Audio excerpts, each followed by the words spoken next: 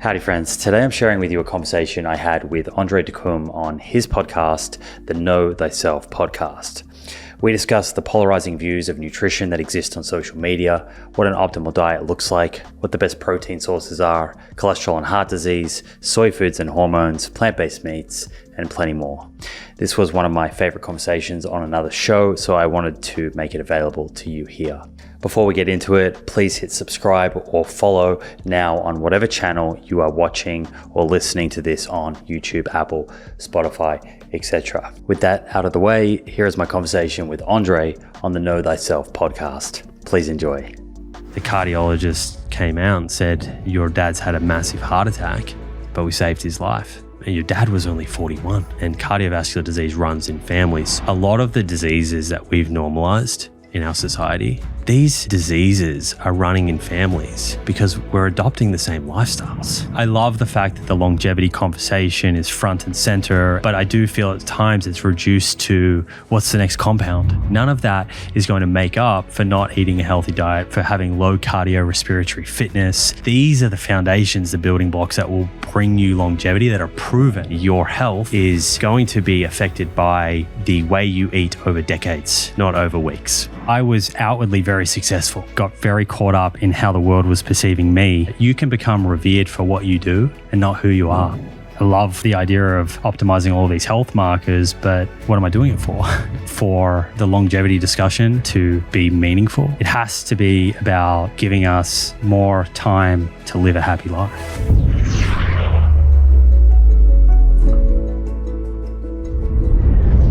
Hello, beautiful beings. Welcome back to the Know Thyself podcast, where every single week we get the honor and privilege to go on this journey of knowing ourselves at deeper and deeper levels.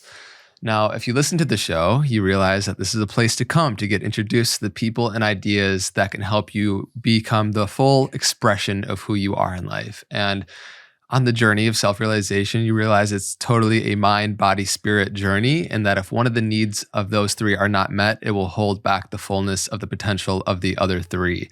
And so today we're going to be diving into the body and nutrition, which I know can be a very divisive topic online.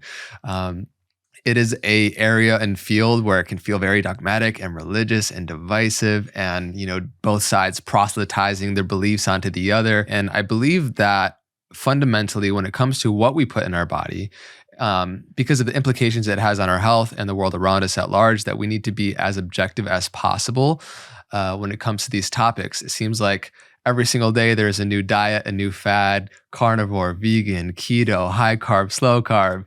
And so the conversation today is going to be positioned to best give you the objective understanding how a whole foods, plant-centric to exclusive diet could be something that might be worthwhile for you to explore. And my guest today is somebody who is very apt at being able to guide us on that journey. He is the host of The Proof podcast and author of The Proof is in the Plants. And he has his master's in nutrition science, and he uses that to delineate through the science and the research to give, like I spoke to, best objective readings through the science to what we should eat and why we should eat it. So Simon Hill, thank you for coming on the show, bro. André, here we are. Thank you. It's a pleasure to be here. Yeah, man, it's been an honor, and being able to see, and I really, like I spoke to, really love the way in which you engage with this topic, which, like I spoke to, can be very confusing at minimum. And so I'm really looking forward to hopefully providing some clear comprehension in such a noisy field. To just start off, why do you feel like there is so much confusion and variance and advice when it comes to the nutritional field? I think there's a bunch of different reasons, but one of the major reasons that I see online is putting too much stock into our own personal anecdote, and our personal experience with something is important. And I don't want to invalidate that, but there are a number of biases that are at play and we may be unaware of when we're considering our anecdote and wanting to communicate that as the solution for everyone. And, often some of the things that kind of come to mind when I think about anecdotes is, we might make a bunch of changes to our diet, but then we attribute it to one thing. So we can kind of oversimplify that. It's not controlled. So we have no idea of sort of comparing it to something else, Right. which is what clinical studies allow us to do. So for example, if I do something to my diet and I feel better, for every Simon that does that, how many Andres or Riches or other people are there that would have done the same thing and had a different outcome? Right. So we can get blindsided by our anecdote, and we can become very passionate about our personal experience. We all eat, right? Which is why we all have something to say about it, which is a little different to other areas of science where there's a little bit less confusion and divisiveness. So that's one kind of central area. The other is that you can almost go out and find a study to support any claim you want. And the reason, for that is that there are certain principles within nutrition science that you need to understand to make sense of the findings. When we're looking at a food or a nutrient, whether that is healthy or neutral or unhealthy depends on a number of things. What are you comparing it against? What dose are we talking about here? For who? Whose genes? And if you're looking at studies and you're not considering these principles, then you can come to some, potentially inaccurate sort of conclusions. And those are some of the things that we might dive into. But, much of that comes back to being trained in nutrition science and understanding these principles so that when you're delving into the research, you can actually make sense of things. And then understanding that there are different types of science and they're not all equal. Not all science is created equal. Different sort of study designs, whether we're talking about looking at cells in a petri dish, like a sort of in vitro, or we're looking at animal studies, or observational studies of humans or clinical trials. These are all important, but they're not equally as valid or reliable as each other. And so some of those, more what we would call as bench science, which is looking under the microscope, or even animal studies, these are hypothesis generating type of experiments. And what that means is that they're interesting from a mechanistic point of view, but they're very reductionist. And so we can use those to come up with new questions and new hypotheses that we then want to go and test in humans.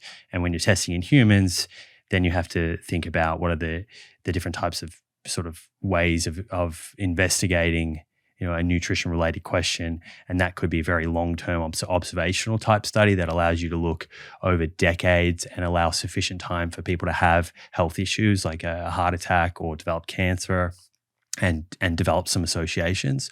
Or it might be shorter-term clinical trials where perhaps you don't have long enough because of financial resources usually to track people over decades and see hard health outcomes. But what you can look at is, intermediate short-term changes to things that we know predict disease, like changes to your blood pressure or changes to your cholesterol or changes to muscle size or strength, things like of that nature.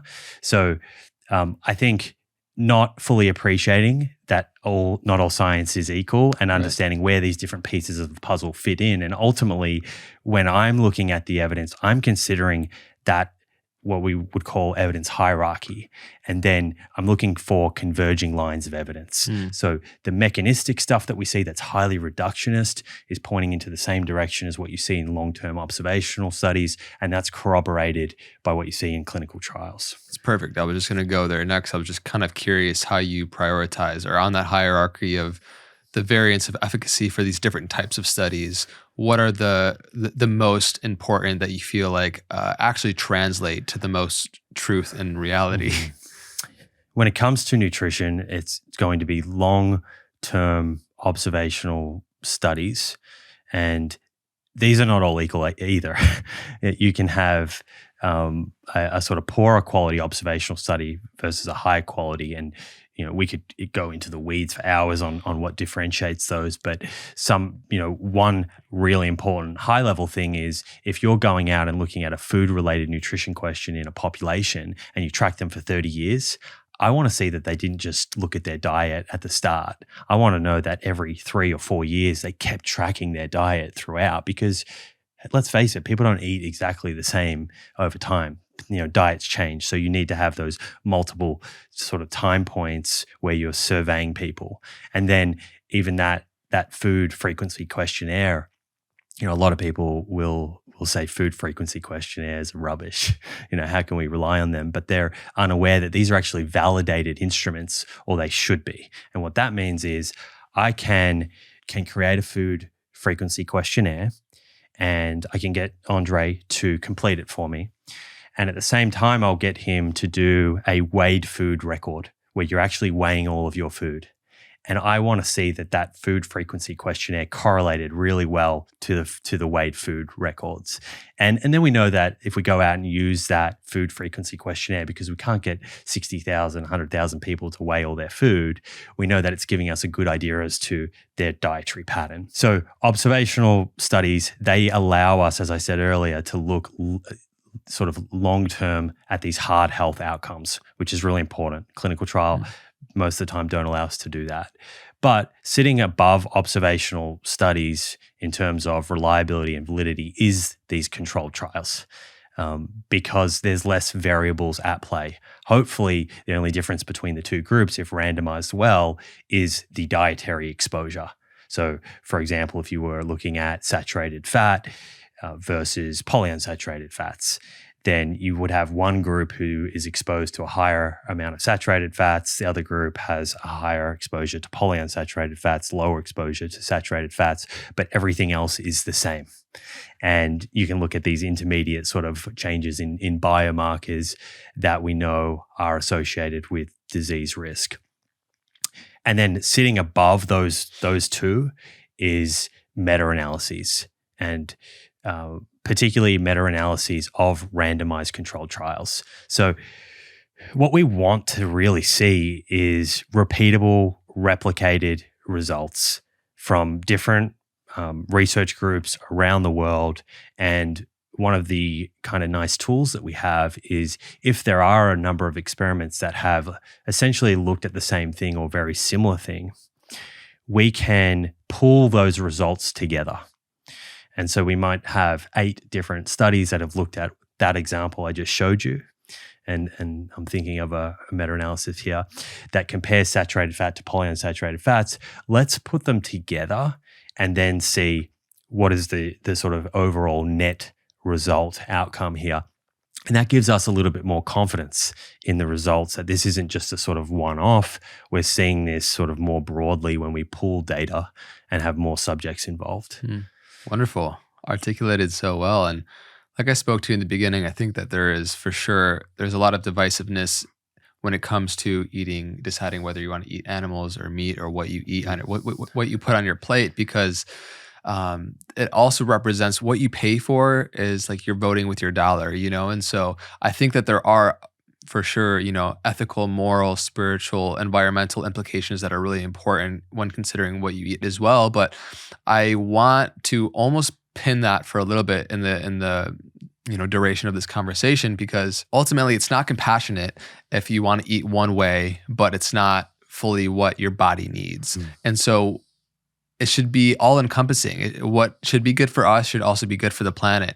And so I want to objectively be able to delineate how a plant-centric diet is actually most beneficial for most people. And so I would love for you, in your own words, to articulate, after looking at the variance in all these different studies, how do you explain what is going to be most beneficial for most people? Right. Yeah, and I'm glad that you raised that. And that's exactly how I wrote my book. I think, and I cop a bit of criticism potentially for that from the vegan community. But my background and entire upbringing was around the objective nature of science. And I learned that from my dad, who's been a professor now in physiology for 35 plus years and has published, hundreds and hundreds of papers in leading journals. So I think it's really important that we can have separate conversations here. Let's talk about the science, and then there's room for a broader conversation, if someone wants to kind of go there. When I think about the food that we eat and how that impacts our long-term health. So when I say long-term health, I really think about health span or longevity. Those two words almost sort of speaking to the same thing. A little bit different to lifespan. Health span and longevity to me is about the number of years that you live in good health, right? The goal that I certainly have, and a lot of the people that I communicate with, is to compress the number of years where you're affected by chronic disease such that it's really affecting your quality of life. Yeah, it's not just like I've heard you say years to your life, but life to your years. Yes. Love so that. and I can't that cannot be attributed to me because I'm sure I've heard that from someone else. But it's great. That's right. So we want to add life to your years. And when we really objectively look at the evidence, there's not an absolute answer here. And that maybe will make some of the listeners a little bit uncomfortable. And I understand it. We want an absolute answer.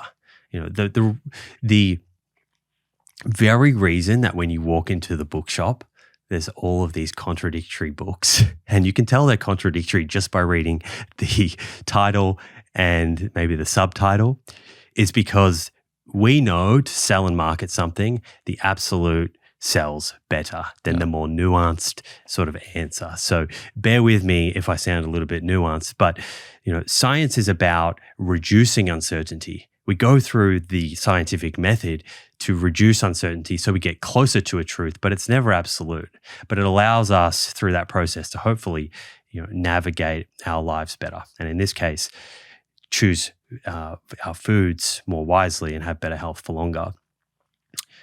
When you look at all of those different types of studies that we went through before, rather than there being one single diet where I can sit here and say, André, eat exactly this. Right. Rather than that. Which there's no way you can honestly say that because there's just so much variety in what it means to be human in our microbiomes and all of it, right? Yeah. And maybe at some point we can talk about genetics because I think, a lot of what everyone is speaking about on podcasts and in books is the average. Let's face it. When we look at these studies, what do we see with the outcomes? We see the average or typical. You're not average. I'm not average. The listeners aren't average. We all fall somewhere else on the bell curve. Yeah. You might fall in the middle point, but it's not going to be everyone. So what we see, rather than a single diet being the one sort of prescription that we can give everyone, is a theme. And that theme is a diet that's low in saturated fats. It's rich in unsaturated fats, particularly polyunsaturated fats, which I know is controversial online, but it's not controversial in the scientific literature. It's rich in fiber. It has a bias for plant protein, but it can contain animal protein, certainly. And it's low in ultra-processed foods. That theme can be achieved a number of different ways. There are a lot of different variations of that theme, which I personally think is an amazing thing because it gives you choice, right? And people struggle with diets mostly from an adherence point of view. They're hard to follow. Right. So if I'm going to give someone any sort of advice, it's to find that variation that you enjoy the most, leaves you feeling great, and you can sustain, because ultimately your health, your risk of getting metabolic conditions like type 2 diabetes or non-alcoholic fatty liver disease, Alzheimer's dementia, or cardiovascular diseases, having a heart attack or stroke, is going to be affected by the way you eat over decades, not over weeks. Yeah. So that's the way that I think about diet, and sort of my thesis is more built around a broad theme and then educating people and showing them that you can actually, do that a number of different ways. Makes sense. So I'm excited to start diving into some of these different nuances here to hopefully give clarity. And at the end, when we kind of zoom out and look at the whole conversation from a whole, it can give people real clarity as to some directions that might be more helpful for them too. And before we do that, I would just love for you to share a little bit about what kind of spurred this desire for you to go in this direction anyways, because I know that your connection with your father is amazing, and seeing him in certain health situations earlier on really pulled on your heart to go down this route. Yeah, my dad certainly had a huge influence on me and where everything that I'm doing today, both from his professional life, but then also his personal life and his health journey. When I was 15 years old, I had this experience that I will never ever forget. I had been spending this amazing Sunday afternoon with my dad. We would often just drive. He had an MGB. Do you know those cars? It's like a British kind of old sports car, and they're convertible. We had a white one, called it Dot, and that was the number plate. And we would just take this out on Sundays and explore the hills. I grew up in Melbourne, and we would explore a wine region called the Yarra Valley. It's a stunning area. And we would just cruise through and choose different vineyards and go and speak to the winemakers. And, it wasn't so much about the alcohol. I was only 15, but I'm sure I was trying a bit. And on this one Sunday, we were heading back home, and my dad started to develop some chest pain in the car, and enough for me to notice. And so I kind of checked in on him, and he said he had some tightness in his chest and his shoulder, and that he thought it would be okay. We went home and started cooking dinner, and it was just he and I on this night. My mum and brother were elsewhere, and we had dinner, and I thought nothing more of it. He seemed okay. So I went to bed, and a few hours later, I woke up to some noise, and in the back of my mind, I thought I should go and check on Dad, knowing how he was feeling in the car. And I went out, and immediately I knew he could no longer deny what was happening. He had been sort of making his way to the phone. He actually had already called 000, which is like the 911 in Australia, and he was on his knees and he was out of breath. And they asked him if someone else was there to communicate what was happening, and that was me. So I quickly kind of communicated what was happening and the fact that he had this chest pain and shoulder pain, and it was now arm pain, and he was really out of breath. And they said, based on where you are, because my dad had a place that was quite remote. It was like an hour from the nearest hospital. They said, we have to send a helicopter. And, everything's happening at 1,000,000 miles an hour. Helicopter turns up. So grateful for that level of healthcare in Australia, very lucky. And they put him in the helicopter. There wasn't space for me to fit in that. And off he went. And so I followed in the ambulance and called my mother, and she met me and brought my brother to the hospital, and we waited. And the cardiologist came out and said, your dad's had a massive heart attack, but we saved his life. So we were obviously really grateful for that. That was all we were concerned with in the moment. And then the day or so afterwards, there was a family kind of meeting to just talk about what my dad had been through and what his prognosis was going to be from there, how much damage was done to his heart. And in that meeting, the cardiologist spoke to my brother and I and said, you're 15, your brother's 18, you'll be, adults soon. And your dad was only 41. And cardiovascular disease runs in families. So this is going to be something that you need to really keep an eye on. And that's not bad advice in and of itself, but I really wish that conversation went further, right? Because my 15-year-old takeaway from that was this was genetic. So for a number of years, I lived life to the fullest, thinking that, I might just end up in my dad's position at 41, and what if I'm not as lucky as him? So let's make the most of this. And when I was, some years down the track, I had done an undergraduate science degree, and then I went and did a master's in nutrition science. And one of the things that became, stunningly clear to me was that a lot of the diseases that we've normalized in our society, in this case, cardiovascular disease, and many of the listeners, probably they've either had an experience with one of these chronic diseases themselves, or their parents have. They probably have friends whose parents have been affected. And we have, to a degree, accepted this. We've normalized it. And it's easy for us to say that this is caused by our genes. But in truth, while genes certainly do play a role, and in very rare circumstances, they can completely control the outcome. In most circumstances, genes account for about 20% of your health fate. And the way that you navigate your life, the decisions that you make, the lifestyle that you build, the exercise you do or don't do, the relationships and community you build or don't build, the foods you eat or don't eat, all of this amounts to 80%. That's 4 times as much control as our genes have. So what sort of kind of dawned on me was that these diseases are running in families because we're adopting the same lifestyles. And so that was a sort of pivotal moment for me, where I was, remembering how limited I felt at periods of my life in terms of what I could do. And all of a sudden I became really empowered.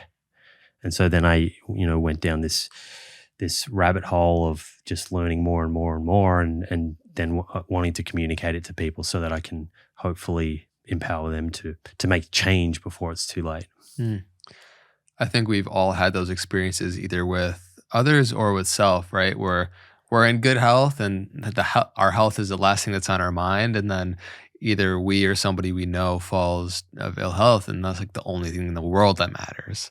And, it's like a healthy man has a million wishes, right? That saying, and a sick man has one, and it's to be in good health.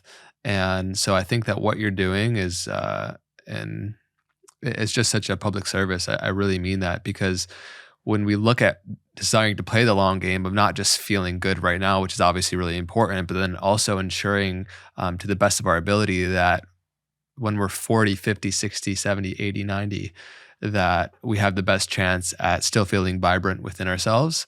And so I'm excited to dive into a lot of the components that would make up that possible reality come true. So thank you, and let's dive in. Yeah, let's do it. So could you briefly mention those 5 pillars that you mentioned again earlier? The theme. Yeah. Yeah, so low in saturated fats, and instead being rich in unsaturated fats, particularly polyunsaturated fats. High in fiber, a bias for plant protein over animal protein. And that's important because 75 to 80% of the average person in Western countries' protein intake right now is animal protein. We should probably flip that. And then low in ultra-processed foods, and 60% of the average person's calories in this country comes from ultra-processed foods. Speaking about divisiveness early on, I think one thing that we actually can all come together and agree on is that that's a huge portion of calories that we know are not really serving that person. Yeah, and I would actually like to start there. Just at the outset, like, there are many things that just collectively we're in agreement with. For example, these ultra-processed foods that find their way in many people's diet is just causing havoc within the system. And the quality of our food, no matter what you eat, is going to be an important pillar, right? And so like there's certain things that I think we can kind of lay the foundation of that are really important. What would you say a few of those would be before we dive into protein, which is where I would want to start after that? Certainly trying to reduce ultra-processed foods in the diet is kind of the lowest hanging fruit. Yeah. And if you think about, a lot of people blame the dietary guidelines and say the dietary guidelines in 1980 are responsible for poor health today. One of the important principles I mentioned earlier when looking at different nutrition studies is, if you're reducing your exposure to something, what are you eating instead of? And so a lot of the guidelines through the 1980s and 90s have sort of promoted a lower saturated fat diet. They want people to eat less saturated fat, which is a good recommendation. The problem is what you replace it with. If you replace saturated fat with refined carbohydrates, you don't see a reduction in disease risk, and you may actually see an increase in disease risk. And this is why you might see some people out on social media saying, hey, look at this study, see saturated fat's not a problem, but not appreciating in that study what were people eating instead of. And so when we're reducing saturated fat from animal foods in our diet and instead eating all of this ultra-processed food that it does contain fats, but it also contains a lot of refined carbohydrates, we're not shifting these important biomarkers in a favorable direction. We're not reducing our risk of diseases. So certainly lowering our exposure to ultra-processed foods and sort of by virtue of that increasing minimally or unprocessed plant foods, which increases our fiber, is one of the sort of biggest levers that someone can pull for sure. Right. And maybe later we can dive into the various, there's just a myriad of different easy and delicious supplementation, things you can just swap out that, for what you're eating right now. Maybe that's more processed that still tastes great, but is just going to be so much better for you because you are emitting what you used to eat, but then also you're introducing something that is actually more beneficial for your system. So, there's many different macro and micronutrients that I want to kind of explore into the makeup of what it makes, what it takes to create a holistic plant-focused diet. A big one for people that, are interested in introducing more plants into their diet is protein. There is, I think culturally, especially in the West, there's been this big tie between meat and masculinity, that if you want to build muscle, you have to have animal protein. There's just so much conditioning around how much protein we need when it's really kind of different from what the data actually says. And there's also the whole talk of just, phytoestrogens. There's the talk of, soy protein and a lot of things that people maybe don't have as much clarity on. So I'd love for you to kind of clear the field here a little bit. There's a lot in there. I just opened up a lot. So. Yeah, I think I might have had about 10 or 15 hours conversation on some of this stuff. Yeah, and we can do our best to, obviously for those that are listening, to check out the Proof podcast with Simon to dive into any of these that you want to in deeper and deeper levels. But let's, hit the low hanging fruit, I think, first and foremost. Yeah, I think firstly, usually this sort of conversation around protein centers around the quality of the protein and the quantity of the protein. Differences between quality between animal and plant sources, generally focusing on the amino acid sort of makeup. So we can talk about that.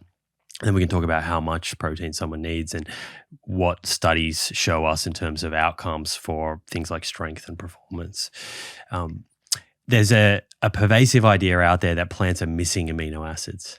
You may have heard that. I know I heard that when I was 17, 18 and reading fitness magazines and just talking about nutrition in like football locker rooms and whatnot, which is where you pick up a lot of information. And now also social media. But firstly, I just want to make it really clear to everyone that all plants contain all 9 essential amino acids. All plants contain all 9 essential amino acids. An essential amino acid, what is that? It's a building block of protein that our body cannot make. So we have non-essential amino acids and essential amino acids. The non-essential amino acids our body can make. The 9 essentials you have to get through your diet. And your body uses these amino acids to create proteins in the body, things like collagen, for example. So all plants contain all 9 essential amino acids. What is true is that in certain plants, there is what's called a limiting amino acid. So if we take grains, for example, rice, if André was to get all of his calories, let's say you eat 2,500 calories in a day, all of your calories just from rice, then you would fall short on your lysine requirements, which is one of those essential amino acids. But if you were to add in just modest amount of dietary diversity in there, some fruits and vegetables and legumes into that, no problems at all. You will now get all of the lysine that you need, and anyone can simply see this for themselves by using an app like Chronometer, which is a free app. You can plug in your food over the course of the day, and it gives you a breakdown of the 9 essential amino acids. So the only time that this would become a problem for someone is if they're living in a sort of developing country and they have poor food security, poor food access, and they're living off, one or two sort of foods. So that's important for people to understand and appreciate. The next sort of piece or question that people have is, well, what about the bioavailability? Can we absorb that protein? Can we utilize it? And for this, we really need to look at outcome studies. So if we take a group of people and we randomize them into an omnivorous diet that has plant and animal protein, and then a group that has just plant protein, and we measure things like muscle protein synthesis or hypertrophy, the increase in size of muscle, or strength, right? Outcomes that we care about. And here we see that despite there being some differences in bioavailability, they're not huge. They're probably only a few percent once you account for preparing food properly. They'd be much bigger if you went and ate a raw bean or rice that wasn't cooked, which I wouldn't recommend. Yeah. We might get into anti-nutrients at some point, yeah. and that's where that often comes up. But when you are preparing these plant foods as you would to consume them, and you're consuming enough total protein, that's the key here. Hitting an optimal amount of protein. When you are doing that, there's no significant difference in multiple trials that have now looked at this. Which would be what for most people in terms of quantity? If we're talking about athletes, then a threshold and targeting sort of north of 1.5 grams per kilogram. I'm not sure what that conversion is exactly to pounds. Yeah. A lot. I'll leave that to by you. 2.2. I'll leave that to you. Yeah. We can put that in the show notes. Yeah. The average person's protein intake in this country is about 1.1 to 1.2. Now, they're not all athletes, and they're not people that are trying to squeeze out all of the last few sort of drips of water out of that towel.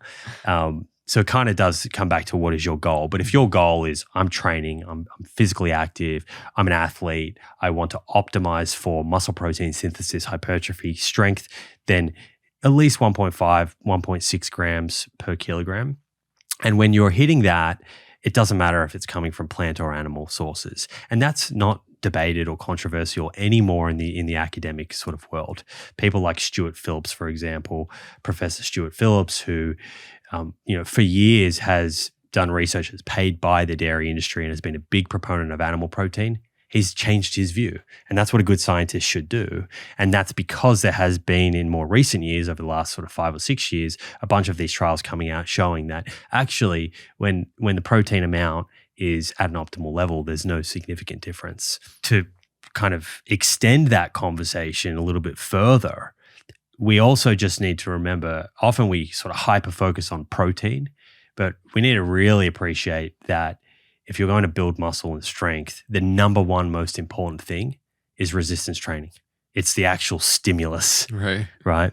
And there's a beautiful paper that looked at what happens to muscle strength as you increase protein in 2 different contexts. One, where you're increasing protein, but these people are not doing any resistance training. So if we just take sedentary people and jack their protein up. Right. And then the other, where you increase protein, but they're doing resistance training. So in that first group, if they're just sedentary, pretty much nothing happens to their strength. You can eat as much protein as you want, and the stimulus isn't there. You have to remember that the body is adaptive and structure reflects function. If the stimulus isn't there, that protein's not going to be put to use. It doesn't just end up magically as muscle. And in the second context where they're looking at increasing protein with resistance training, you see huge increases in strength, even at 1.2 to 1.3 grams per kilo, which is around where the average person is. You see a little bit more if you get up to 1.5, 1.6. So that context is really important, particularly when you look at how much resistance training the average person in America does. 70% of people are not getting anywhere close to the recommendations. So the biggest lever that anyone listening or the average person across the United States and Western countries can pull is actually not so much hyper-focusing on their protein or if it's animal or plant. It's doing the resistance training. Yeah, makes sense. Everyone wants to get in shape. No one wants to lift no heavy-ass weights. Okay, so yeah, that's important. I love that you spoke to the bioavailability because I think it's really key. And is there anything else that you want to touch on for people that still have this idea that plant protein is just is inferior to animal protein? Well, I think inferior can mean a number of things. Yeah. If we're talking about a developing country where there's not enough food variety, then sure, I think animal protein within that context could be superior. Because it's giving you a more complete sort of amino acid profile. You're less likely to have some of those shortcomings when you're under-consuming protein if it's coming from animal protein. Hands down, absolutely. But when I think about superior, so let's flip that and think about what's superior. I think about, for me personally, I want to build muscles, maintain strength because it's a really important predictor of longevity. It also allows you to do many of the sort of functional things that you aspire to do in life. And as I just stated there, you can absolutely achieve that with plant protein. I extend my definition of superior to my long-term health. What's the condition of my heart? What's my risk of cancer? What's my risk of type 2 diabetes? What's my risk of premature death? And we have huge meta-analyses looking at that. And they do what's called a substitution analysis. And when you look at that, you see very clearly swapping calories from animal protein for calories in plant protein reduces your risk of cardiovascular disease, these metabolic conditions, and even premature death. And then to go a step further, we can say, well, what's better for the health of the planet? Right. And, I think it's something like 83% of the land that we use to grow food is for growing animal protein, but it only gives us 18% of our calories. It's extremely inefficient. It uses up so much land. And, that the cost of that is deforestation, less carbon that we can sequester, more water being used, loss of biodiversity. These are all externalities, external costs of that industry. So for me, my definition of superior sort of encompasses all of that. And that's, when I think of a quality protein, those are the things that I'm thinking about. Now, if you were to compare, for example, a typical source of protein on a plant-based diet like beans or tempeh versus an animal protein like red meat, it's also important to consider what else is in the package that is going to deliver you that protein, right? So it's like, yes, you can get protein both ways. They both be beneficial in like building muscle or just meeting your overall needs. But what are the things that, and I also want to kind of separate it here. What are the things within meat that you might not want in that package, right? Because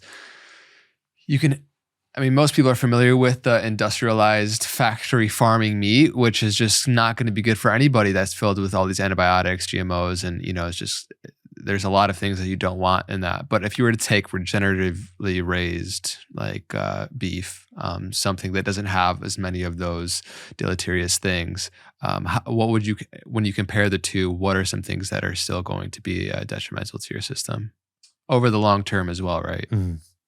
I primarily think about the differences in the effect of animal protein and plant protein sources on your blood lipids. And what does that do to your risk of cardiovascular disease? And you raise an interesting sort of point there about regenerative versus conventional. And this almost takes us into this territory of like ancestral eating. And this is super interesting because we know that saturated fat, which is, mostly rich in animal foods. There are some plant foods like tropical oils like coconut or palm oil that are very high in saturated fat. But one of the benefits of a very plant-forward diet is unless you're kind of dumping a lot of coconut and palm oil in your food, it is naturally a low saturated fat sort of style of diet. Something that I find really interesting is there's quite a good amount of data looking at cholesterol levels, blood lipid levels in hunter-gatherer tribes. And Loren Cordain, who's like the father of the paleo diet, he published a paper, we can perhaps put in the show notes, that looked at the cholesterol levels, the typical cholesterol levels in hunter-gatherer tribes. And it's actually remarkably low. These are not people that are eating lots of saturated fat. So what does that tell you about the meat quality that they tend to eat? It's very lean. It's probably more akin to venison or antelope, wild game. It's different to many of the fatty cuts of meat that people are eating and sort of promoting on social media today.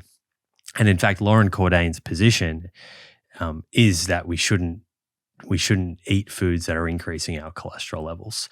And I think this is you talk about the protein package. This is one of the downsides of animal protein, particularly if it's not lean sources of animal protein, is that it's going to increase LDL cholesterol, or more specifically, what now we would say is a better predictor, which is ApoB. And there's a bit of a rabbit hole, so I'm not sure if we want to go into that. But that's something that people can request when they do a blood test. And it's a very good predictor of atherosclerosis, the buildup of fatty plaque in the artery, which is responsible for most heart attacks and strokes. And we have clinical studies that compare red meat to white meat to plant protein, and they look at what happens to that blood biomarker. These are very controlled studies, and they're crossover studies. So each participant acts as their own control. You get an opportunity to do the plant protein part of the study. You switch to the white meat, red meat, and people do it in different orders, and we look at what happens to your blood chemistry. And you see red and white meat both significantly raise ApoB. Plant protein reduces it. So that's kind of one of the big benefits when you're swapping calories from animal protein for plant protein is you should start to shift ApoB in a favorable direction.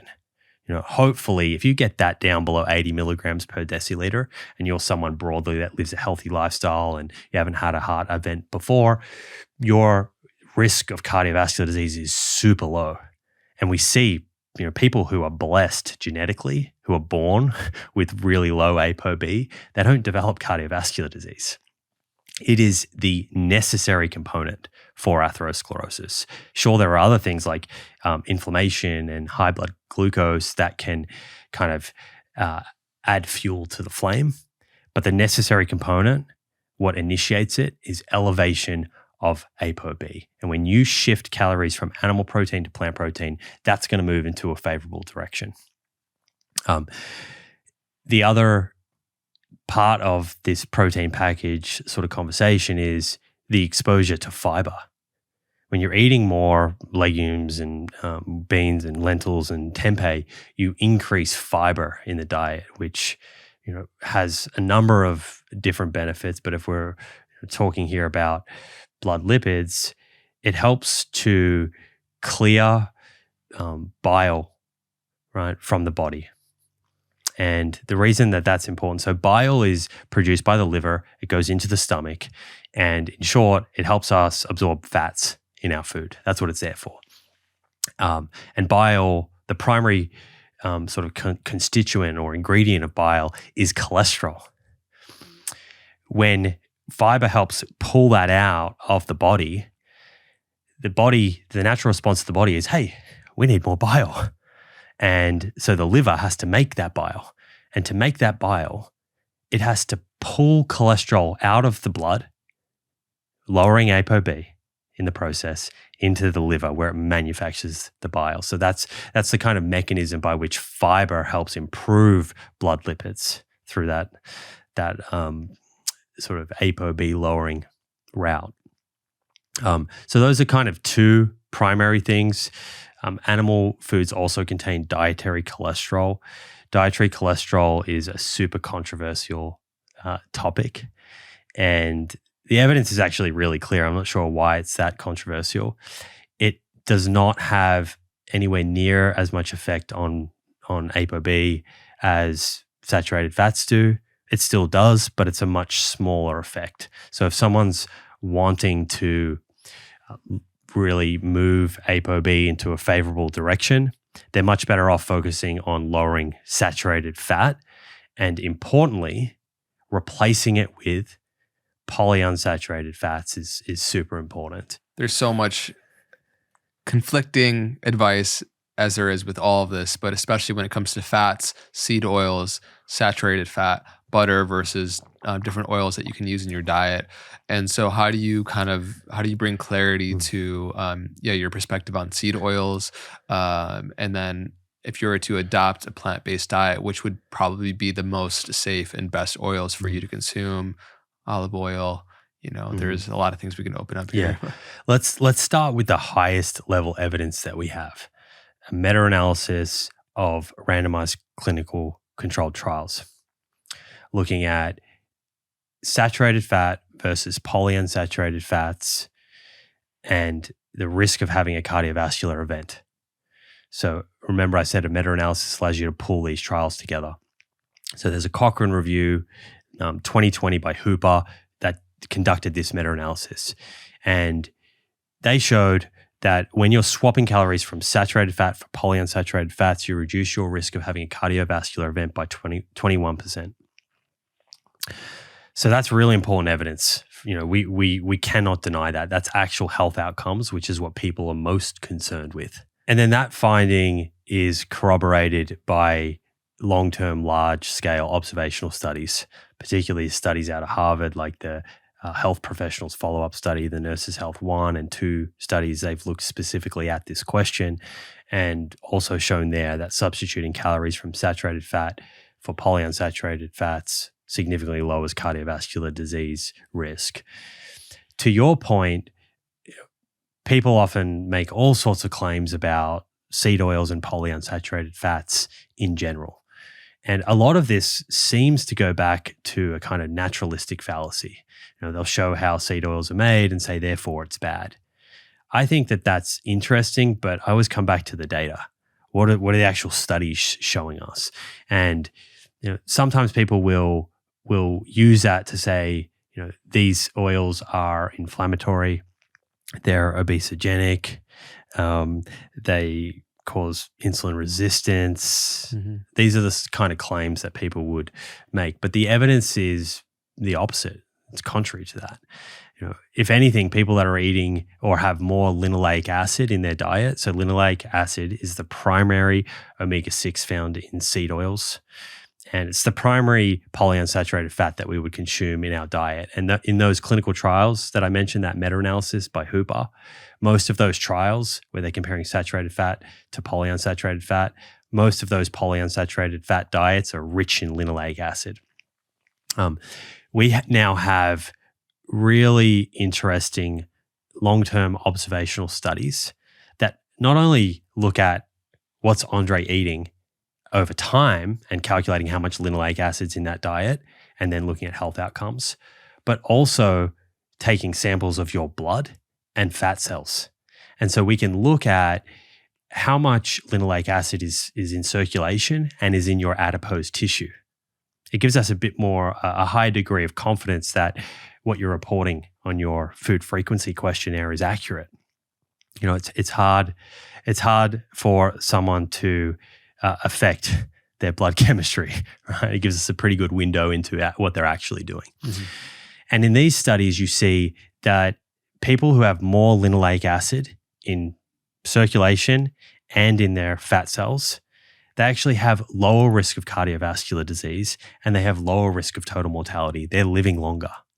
So I think that's hard evidence for us to kind of deny. So I'm certainly not in the camp of creating fear around seed oils. I don't think that we need to do that. I've seen some people go as far as saying, they're the reason for the obesity kind of epidemic, which I find staggering. Yes, they're found in ultra processed foods, right? But ultra processed foods have a number of different characteristics or components that could lend themselves to being overconsumed. They're low in protein, they're low in fiber, they're low in water. They contain artificial sweeteners and colorings and flavorings. They're very calorically dense. They're hyperpalatable. There's so many different explanations there for why people would not be satiated and be over-consuming those foods. It's hard to kind of just pin it on linoleic acid. So I think the best evidence we have suggests that linoleic acid is actually healthy. It's an essential fat. Our body can't make it and needs it, which is important to remind people. But then, I'm not paid by big seed oil. I'm also not here to tell people to go and drink seed oils because they are very calorically dense, and most people are trying to lose or maintain their weight, and oils in general are not really great for that. In terms of what I would recommend people cook with, personally, I use olive oil. I like the fact that it's rich in polyphenols.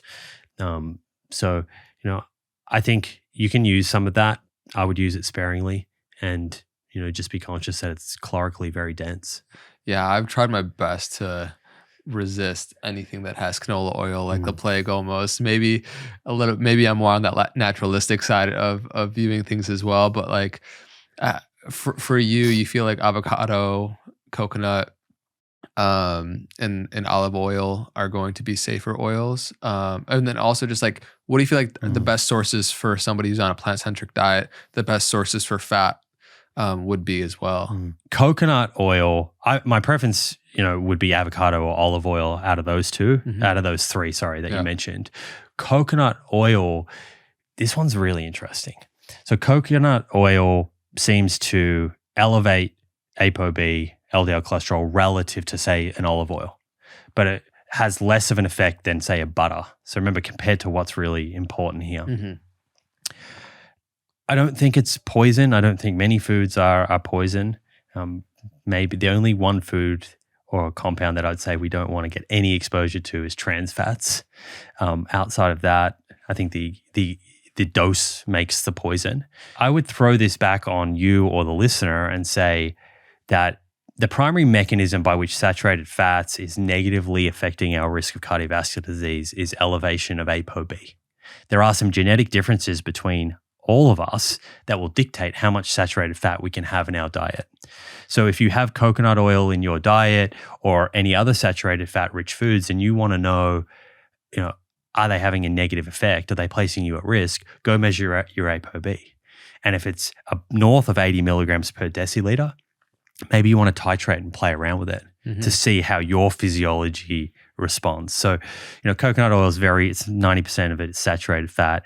For most people, it will raise ApoB, but go and measure. You don't know if you need to change something unless you go and measure it. Yeah. And then go from there. And that's probably the best bit of advice I can give. I feel like it's also, this is a rabbit hole we don't have to go down, but I'm also just curious to see how much of our belief about what things are and aren't good for us actually impact their what they do to our system, Yeah. So if you demonize something and then you eat it or find out it's in something you ate and then you start feeling sick, it's like, what's placebo, what's not? There's so much conflicting variables. Okay, cool. I know we briefly touched on fiber a little bit, but I just feel like I want to complete that because it's such an important part of when somebody is going from more a carnivorous to omnivorous diet to more of a plant-centric diet, how important fiber really is, and how you're not getting that in the protein package we spoke to earlier, but that you will be getting as you start to include more plants in your diet, and why that's really important. You already spoke to a little bit of it, but is there anything else you want to touch on there? Generally speaking, we see a dose-dependent relationship with fiber and all of these chronic diseases I've been mentioning and lifespan. the more fiber people are consuming, the lower the risk of those diseases, the longer they're living. And it doesn't seem to kind of tap out at 30, 35 grams a day, which is what the recommendations are. The average person's getting 15. So we're leaving a lot on the table already. It seems like the benefits continue above 30 to 35 grams a day. There's just not enough people in these studies that are consuming that amount to really get a good feel for what that is. There's a myriad of mechanisms by which fiber can lower risk. It can decrease transit time in the large intestine of food. So food passes through quicker in the large intestine, which means potentially carcinogenic compounds are less able to inflict damage on the large intestine, which is thought to be one of the primary mechanisms by which fiber lowers the risk of colon cancer. Fiber also slows down the absorption of nutrients into the blood, which helps us manage our blood glucose levels. I mentioned earlier that elevations in blood glucose can sort of exacerbate that process of atherosclerosis. The slowing down of absorption of nutrients is also coupled with the release of certain hormones like GLP-1. I'm not sure if you've been sort of watching this big conversation right now about Ozempic, which is a GLP-1 agonist. It's a new drug that helps suppress appetite. GLP-1 is a hormone that our body can actually make that sort of reduces our hunger, and fiber is a really good stimulus for that. Fiber also is incredibly important for feeding, nourishing the microbiome. And the microbiome's, of course, a very hot topic right now. Largely when we speak about the microbiome, we're talking about the 38 trillion bacteria that live in your colon. And essentially when we're eating, we are eating for two. We're eating for ourselves and we're eating for all of those guys. Yeah. And if we are eating a fiber deplete diet, we're starving them. And that's really important because prebiotics, which includes certain types of fiber, we would call those prebiotic fiber, but also includes resistant starch and polyphenols. All these compounds are found in plants. Right? We can think of prebiotics as an umbrella term. Underneath that, prebiotic fiber, resistant starch, polyphenols. Almost all of those pass through undigested in the small intestine, pass through to the colon, and they serve as food for those 38 trillion microbes. And the reason that's important is that when they consume those compounds, they produce what are called secondary metabolites, some of the most important ones being short-chain fatty acids. And these compounds help keep or maintain the integrity of the gut lining. They keep the tight junctions nice and close, or preventing this increase in intestinal permeability.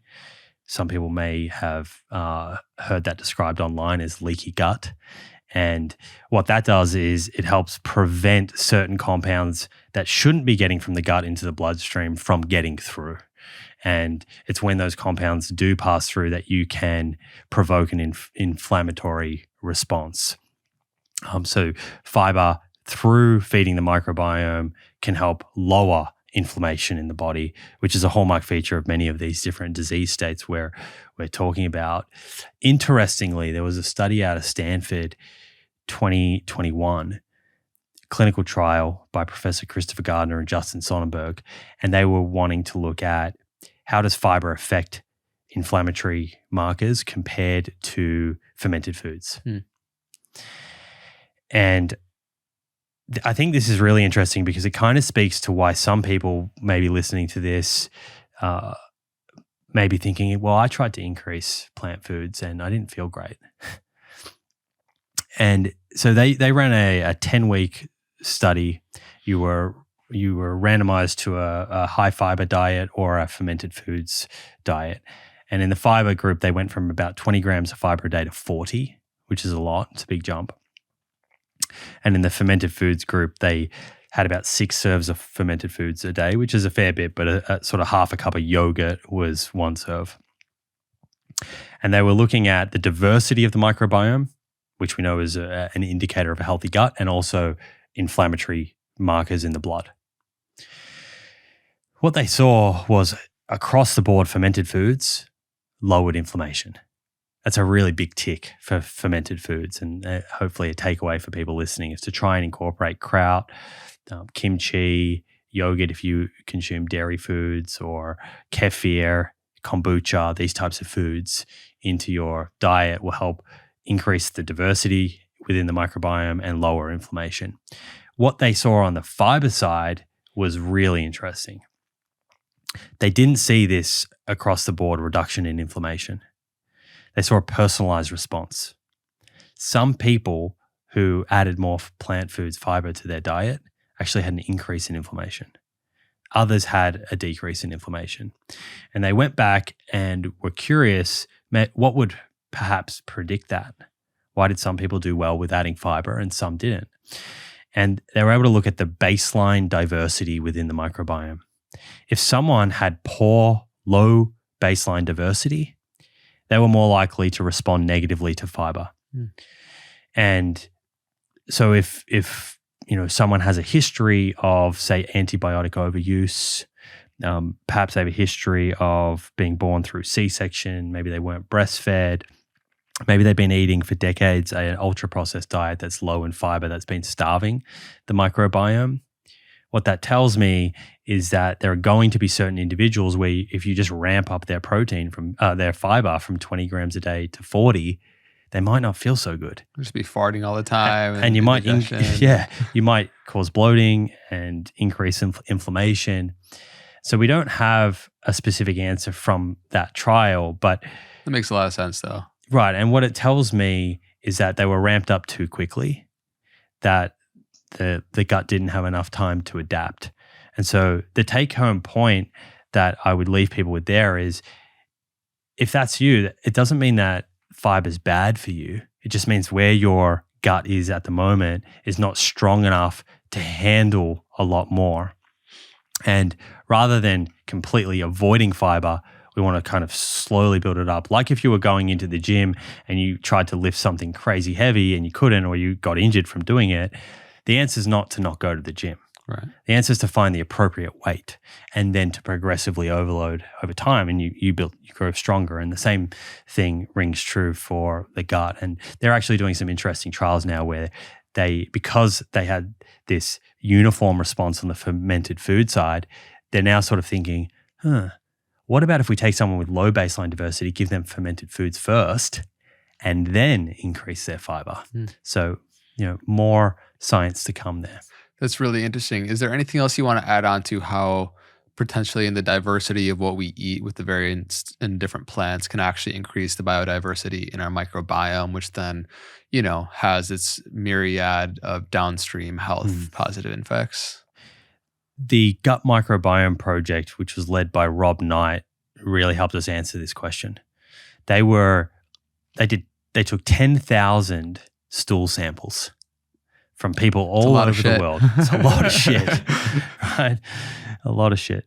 And they also had everyone's complete a food frequency style questionnaire. So they had their poop, and then they also had this information about how they ate.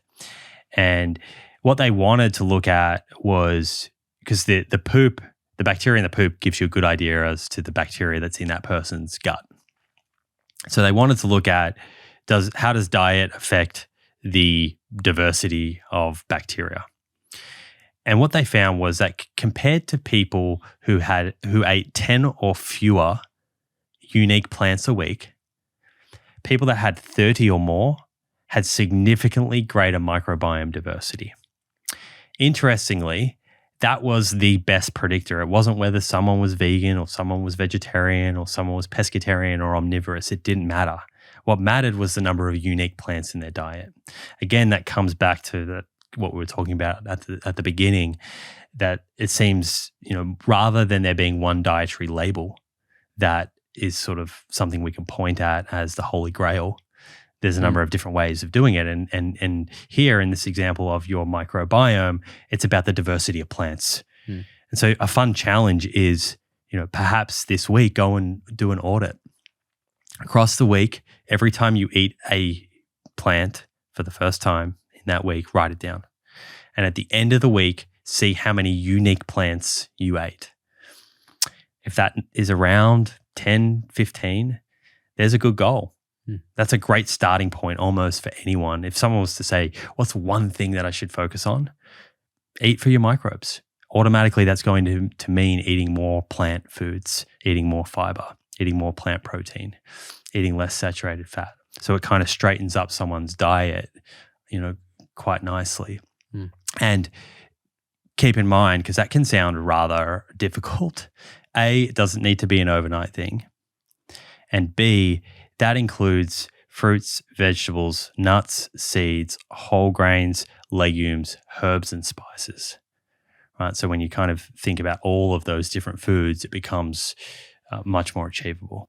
In terms of for individuals that are super, they're sold on getting some sort of animal protein, what do you feel like is the least deleterious for the system? In particular, do you feel like eggs, what is your thought on eggs, and how are they potentially, if you're getting kind of, backyard raised chicken eggs in that protein package and what comes in that, could you see some people integrating those into their diet in a healthy way? Yeah, if we're talking about the types of animal protein, if someone was going to consume animal protein that would be most associated with good health long term within this theme that we're talking about, then I'm thinking of a Mediterranean style diet. Fatty fish, some low fat fermented dairy style foods, could be like Greek yogurt or certain types of cheese. The research on those tends to suggest that they're neutral or in many cases positive. Doesn't mean you have to consume those. You can consume a dairy-free diet, but what you replace it with is really important. Right. And then, eggs is one of the interesting one where it's been all over the shop, the research. I personally tend to think, and this, I probably sound a little bit like a broken record here. You need to measure important biomarkers. And I mentioned one, ApoB, but it goes beyond that. There are, your fasting glucose, triglycerides, ApoB, things like your waist circumference. All of these are really important indicators of your long-term risk. And if you have all of those things in order and you're a healthy body weight and you're consuming eggs within a plant-rich, high-fiber diet, I tend to think that that's not going to be an issue. Now, there's going to be some people out here listening that maybe disagree with that, but I would love to see what research they would kind of point to support that argument. So that's where I would lean if I was consuming animal protein, and less of, red meats and white meats and fatty cuts of meats and butter. You guys know this already. At the center of good health lies a healthy microbiome. When you feed your microbes, they reward you with drug-like compounds that improve blood sugar control, lower inflammation, act as precursors to important neurotransmitters in the brain, and plenty more. Step one in achieving this is a prebiotic-rich, plant-based dietary pattern. If you want to go a step further, you can add a prebiotic supplement to your diet, providing your microbes with extra fuel to grow stronger. I personally start my day with 38 Terra's Daily Microbiome Nutrition, or DMN, which I had the privilege of formulating alongside gastroenterologist Dr. Will Bolsowitz. This is hands down a best-in-market, complete prebiotic with clinically proven ingredients such as actazine and solnol that have been shown to improve gut barrier function and normalize bowel movements. It's like doing the reps in the gym, but for your gut. Get 10% off your DMN at 38terra.com using the code THEPROOF. That's 38TERA.com and use the coupon code THEPROOF for 10% off. What is your best, argument for why somebody might want to go plant exclusive in their diet versus kind of plant centric, or like being 85%, plant based? There's a few different reasons. For me initially, it was I'm the kind of person that needs a line in the sand. And through my 20s, I ate a very meat heavy style diet. We could probably describe it as a paleo style diet. And that was the result of being in football club environment, reading those fitness magazines, etc. And, I knew that if I created space for some of those foods in my diet, that it would just creep back in. Mm-hmm. And I would end up back eating how I was. So a line in the sand kind of worked quite nicely. But I think, really, like, how can you argue a plant-exclusive diet is superior to a plant-predominant diet? You cannot make a scientific argument for that.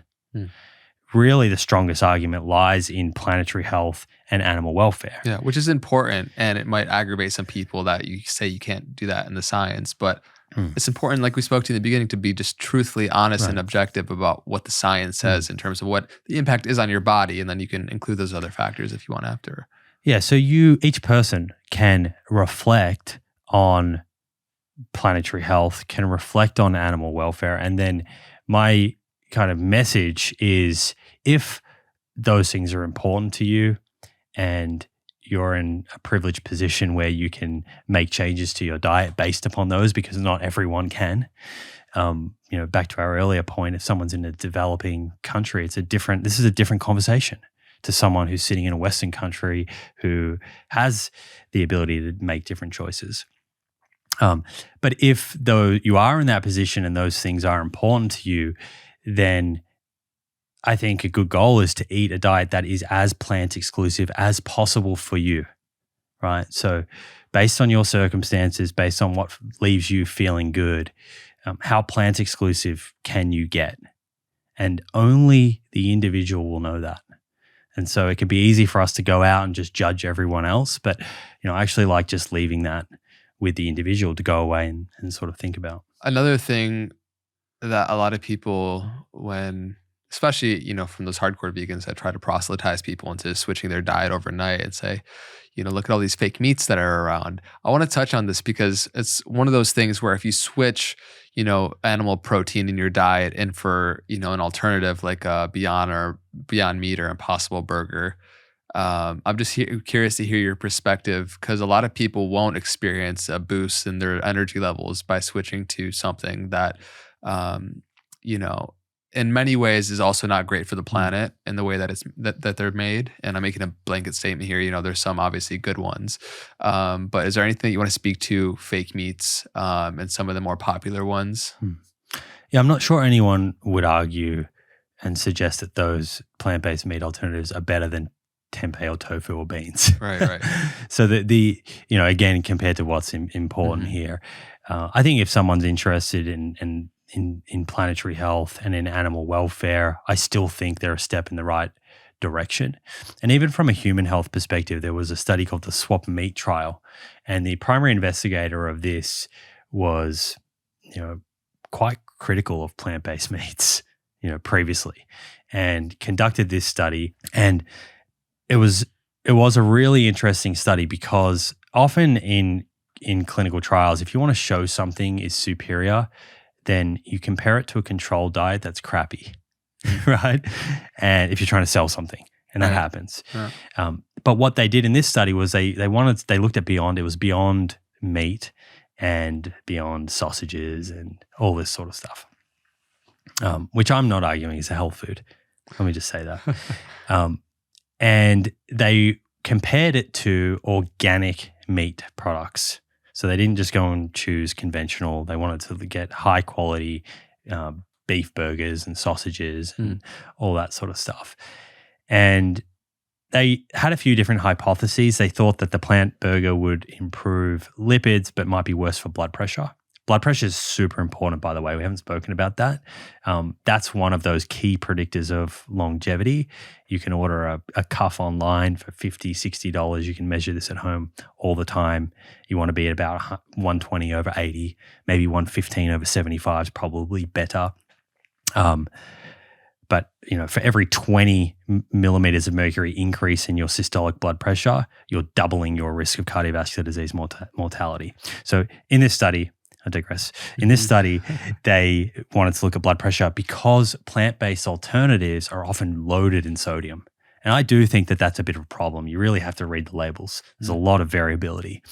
And oils and gluten. Yeah. So there's a number of different ingredients that, depending on the person, if someone's celiac or whatever, like gluten, you're going to have to look at that. That tends to be in the seitan style products. Poor name, seitan. Yeah, It's a bad rap. I know. And they ran this study, I think it was 4 weeks on each diet, and they provided all of the food to the subjects. They saw an improvement in blood lipids on the plant-based burger. That's probably because there was a slight reduction in saturated fat and an increase in fiber. Not a huge reduction in saturated fat because some of these plant burgers are actually quite high in saturated fat. Yeah. And they didn't. Because they're trying to mimic it, right? So they didn't see a negative effect on blood pressure. And the reason that they think they didn't see that is that most people, when they're eating, burgers or hot dogs or whatever, are putting salt on their food. And they didn't instruct people. They just said, eat them how you would. And so it may be that if they weren't actually adding salt to those products, that there was, higher or more of an effect on blood pressure in the plant-based alternative group. But I tell people, like, if you're going to eat those foods, then, I don't necessarily think they should be a staple item. And I would like people to look for ones that are low in saturated fat, sort of 5 grams or less saturated fat, have 5 grams or more fiber. That's usually a pretty good indicator that it's a little less processed, and have sort of 300 milligrams of sodium or less per serve. And if you take those 3 things and go to the aisle, you kind of rule out 90% of the products. Yeah.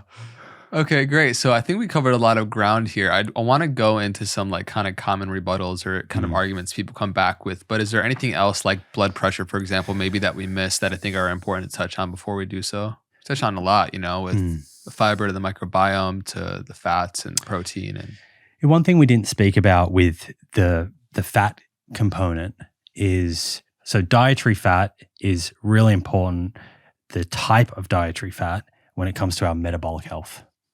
So we've spent a lot of time talking about blood lipids, but not so much about blood glucose levels, insulin resistance, triglycerides, for example. And metabolic health is a big sort of buzzword at the moment.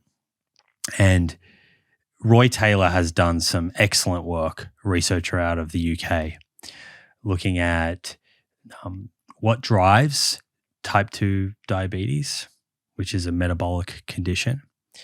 And firstly, it's abundantly clear that type 2 diabetes is completely preventable. It's often reversible in most circumstances, depending on how long someone's had it.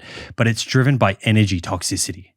So consuming too much calories, first and foremost, that's the main reason why people are developing insulin resistance and end up with type 2 diabetes. And I find it really interesting to consider that you can have 2 people in front of you who have the same amount of body fat, same BMI. One of them develops type 2 diabetes, but the other doesn't. And he seems to have solved this. A lot of that comes down to distribution of fat. Where do you store your fat? And we can have, there's a strong genetic component that dictates that. People who can store more fat subcutaneously, so like under the skin, if they have greater capability of doing that, they're at much lower risk of developing type 2 diabetes. They can just expand that subcutaneous adipose tissue, and they're not getting the fat centrally in and around the organs, which is really damaging. Yeah. The flip side of that is someone who has less capability of storing fat subcutaneously. So they have what Roy Taylor would describe as a lower personal fat threshold. At a given body fat, they're spilling fat over into their organs, whereas the other person is not. They can keep storing it subcutaneously. And that fat that gets stored in the liver and in the pancreas, we would call that ectopic fat, it's very toxic. We really do not want to build up fat in the liver and in the pancreas. That's what drives insulin resistance. And the downstream effect of that is these elevations in blood sugar. So energy toxicity is the primary driver of that. And you see in clinical trials, if you get people to lose 10 or 15% of their body weight who have type 2 diabetes and have only had it for 5 years or less, so the direct trial or the counterpoint trial, you see remission you get the fat out of those organs, their blood sugar levels normalize, they come off medications, they no longer have type 2 diabetes. Now, if they regain the body weight, it'll come back, but you can get them into sort of remission. Underneath total energy, the type of fat that we eat actually directly affects the fat in our liver. And I think this is lost on people. And this sort of ties back to the saturated fat versus polyunsaturated fat discussion.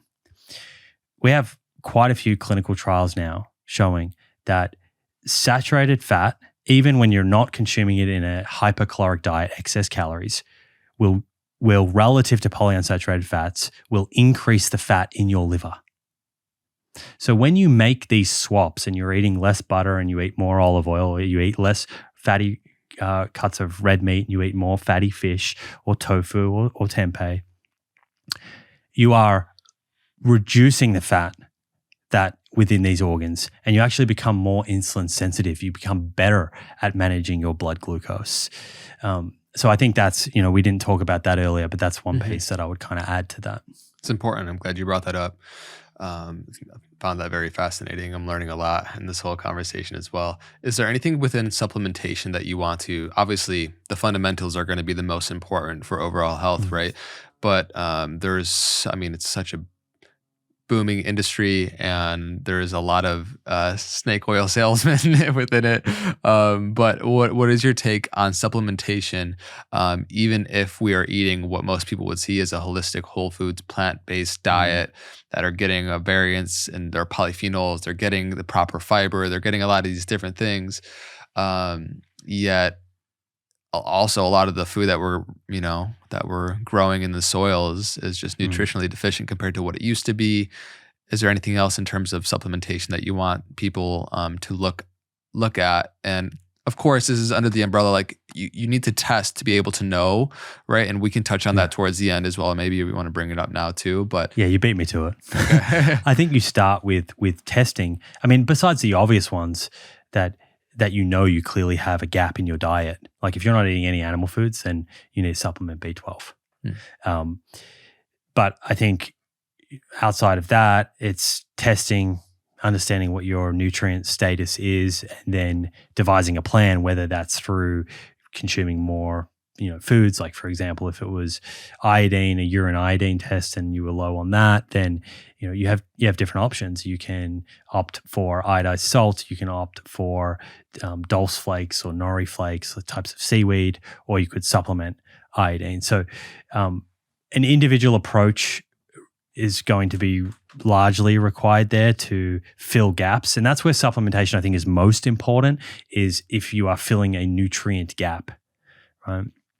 That's where I would start. And I think if someone is not consuming fatty fish, for example, I believe that they should, based on the evidence that we have and a kind of precautionary principle, because I don't see a downside of this other than cost, I think that people should supplement with a DHA, EPA, algae oil or fish oil, whatever they want to choose. Yeah.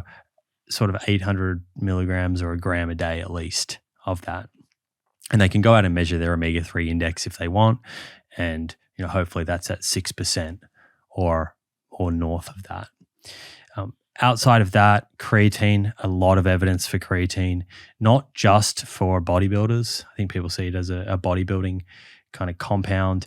It's very helpful in increasing strength. And that's for everyone across the board, no matter what diet you're consuming. Even if you're consuming a carnivore diet, you're probably still not getting an optimal amount of creatine. So there's probably still some benefit from supplementing with sort of 3 or 5 grams of creatine monohydrate a day. There's lots of different types of creatine out there. I think creatine monohydrate has the most evidence for it. I know I saw out there in your kitchen you supplement with creatine, so you're on that program. Yeah. Protein powder you could maybe consider as a supplement. That probably falls under this, and again, that's just going to come back to someone's overall dietary pattern, and do they need a sort of convenient bolus of protein to get to that optimal amount. And then outside of that, I'm not someone that kind of polices supplements in the way that perhaps others do and say, you shouldn't really, there's no evidence for any of this. I think experimentation within sort of limits is as long as those compounds, we have some safety data to show that they're not toxic and harmful. I don't see any reason that people can't kind of play around and see how they feel. I think that's up to the individual's discretion. But that's kind of like the main ones that I would focus on. I love this analogy you gave on the phone of most people when they're so myopically focused on what they need to supplement, but they're not focused on the fundamentals of like what they're doing that is going to make up the 99% of actually towards their health. Yeah, that's really big right now in the longevity kind of scene. Yeah. And I love the fact that the longevity sort of conversation is front and center and people are hyped up and excited. But I do feel at times it's reduced to what's the next compound? What compound can I take? And none of that is going to make up for not doing resistance training, having low grip strength, for not eating a healthy diet, for having, poor blood lipids, for having, elevated blood sugar, for having a large waist circumference and this ectopic fat centrally, for having low cardiorespiratory fitness. These are the foundations, the building blocks that will bring you longevity that are proven.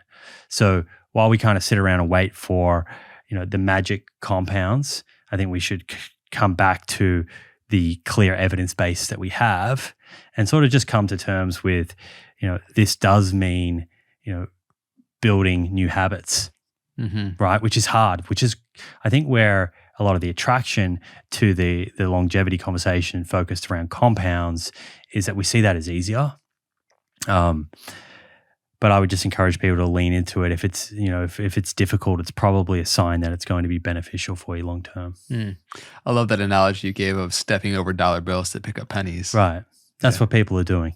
We've got all of these dollar bills, things I just listed, right, and we're just stepping over them to pick up pennies. Yeah. Pennies are shiny. Yeah. All right, cool. So we dove into a lot of ground here. I mean, we can keep going for hours and hours. I still want to dive into a substantial amount of things with some rebuttals that people have, or, things that people will bring up. Typically, a big one that we briefly mentioned earlier was these anti-nutrients that come up. I feel like there's been a lot of talk over the last few years, in particular with, the plants are trying to kill you, and there's these lectins and oxalates and things within beans and plants that are causes of leaky gut. What do you make of all of that noise? Yeah, this is something I've discussed with people like Dr. Anthony Chaffee and Paul Saladino. Yeah. And I have an open invite to both of them. I would love to see that debate. I would love to have a conversation with both of them on any platform, really.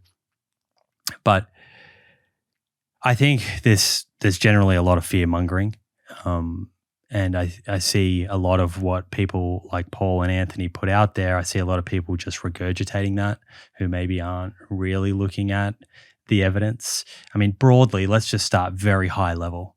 If these plants are trying to kill us, they're not doing a great job. Because in the studies that we look at, when people are eating more of them, they do better. The other thing is it's hard to blame the average person's poor health. Let's say, in the United States, it's hard to blame the incidence of obesity and type 2 diabetes, these chronic conditions, on certain plant compounds when 95% of the population are not eating the recommended fruits and vegetables and these foods. Right. So I think it's difficult to blame something that's not in our diet for wreaking havoc. Is important for us to look at. One of the papers that gets cited, and Anthony Chaffee cites this a lot, is a paper by Bruce Ames. And it's an old paper. The paper was essentially, it was looking at what compounds, sort of defense chemicals, are found naturally in plants, and how toxic are they really? And they identify there are a lot of compounds in plants that plants use as defense chemicals to ward off pathogens and insects and bugs and these sorts of things, right? That causes those bugs not to come back. It's different to humans. They're not doing that to us. They're not killing us. so we don't go back, right? We can still go back. And the whole purpose of this paper, and they make it explicit in the paper, but this is always overlooked and not shared when cited, is all they were doing was comparing the relative toxicity of these natural compounds with synthetic pesticides, right? And the purpose of the paper was not to suggest that we should avoid fruits and vegetables. It was literally, he was putting it out there to say, maybe the synthetic pesticides are not that bad because even the natural pesticides that are in the fruits and vegetables are not toxic to humans. That was the position of that paper, and people can look that up. It's only 2 or 3 pages long, and you can read all of that in the summary. I actually want to interview him at some stage. And then more recently, Stephen Gundry has really brought a lot of attention to lectins, and particularly phytohemagglutinin, which is one type of lectin. And there's actually 500 lectins. I'm not sure people appreciate that. Lectins are proteins.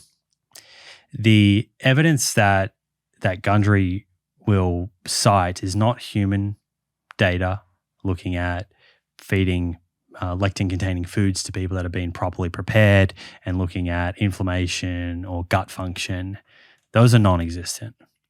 The evidence that he'll cite is animal studies or even cell culture studies where you isolate lectins out of a food and you expose that cell or those animals to an incredibly high load of lectins and look at what happens.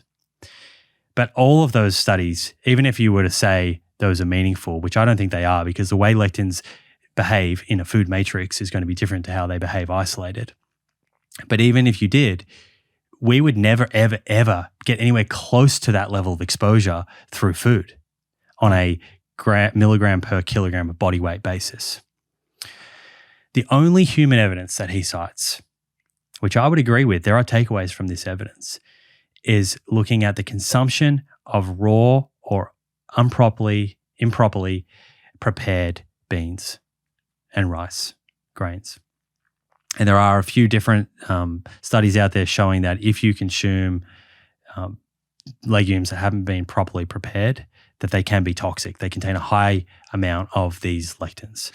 Well, who's eating raw beans and rice? I know, there's many ways to prepare them. I know if you cook them in a pressure cooker, right, then it has less of what he would say is lectins that would be deleterious. Yeah, I think he even promotes that, but I don't think that you need to even do that. Just standard soaking and boiling, which would already be done if you buy canned beans. Right. You're boiling at 100 degrees or higher, and it's going to be for well over 15, 20 minutes. That gets rid of pretty much all lectins, like 93 to 95% of lectins. And because if you chew on a legume, it should be very soft and it kind of melts in the back part of your mouth, right? Yeah. If you're biting into a legume that hasn't been cooked, Same with a grain. So these studies that he points to, these are where I think a couple of them are like cafeterias, and they undercooked the legumes and served them to people. And there was case studies where they had symptoms of abdominal, gastrointestinal upset. So that's kind of the lectin story. And we actually have really good data looking at inflammation. People that are consuming a low amount of lectin-containing foods and a high amount, and people that contain more lectin-containing foods, more legumes, tend to have lower inflammation. So I think it's hard for us to kind of demonize lectins.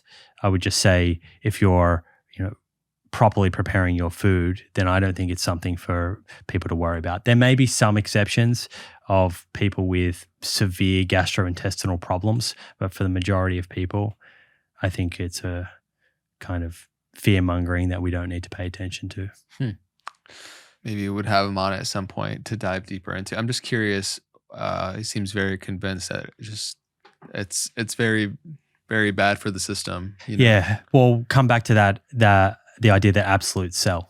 Yeah. He came out and said, we've missed it. We've missed everything. We've been looking at the wrong thing. It's lectins. And that creates a lot of attention and a lot of hype, sold a lot of books. But the data doesn't support his position on that.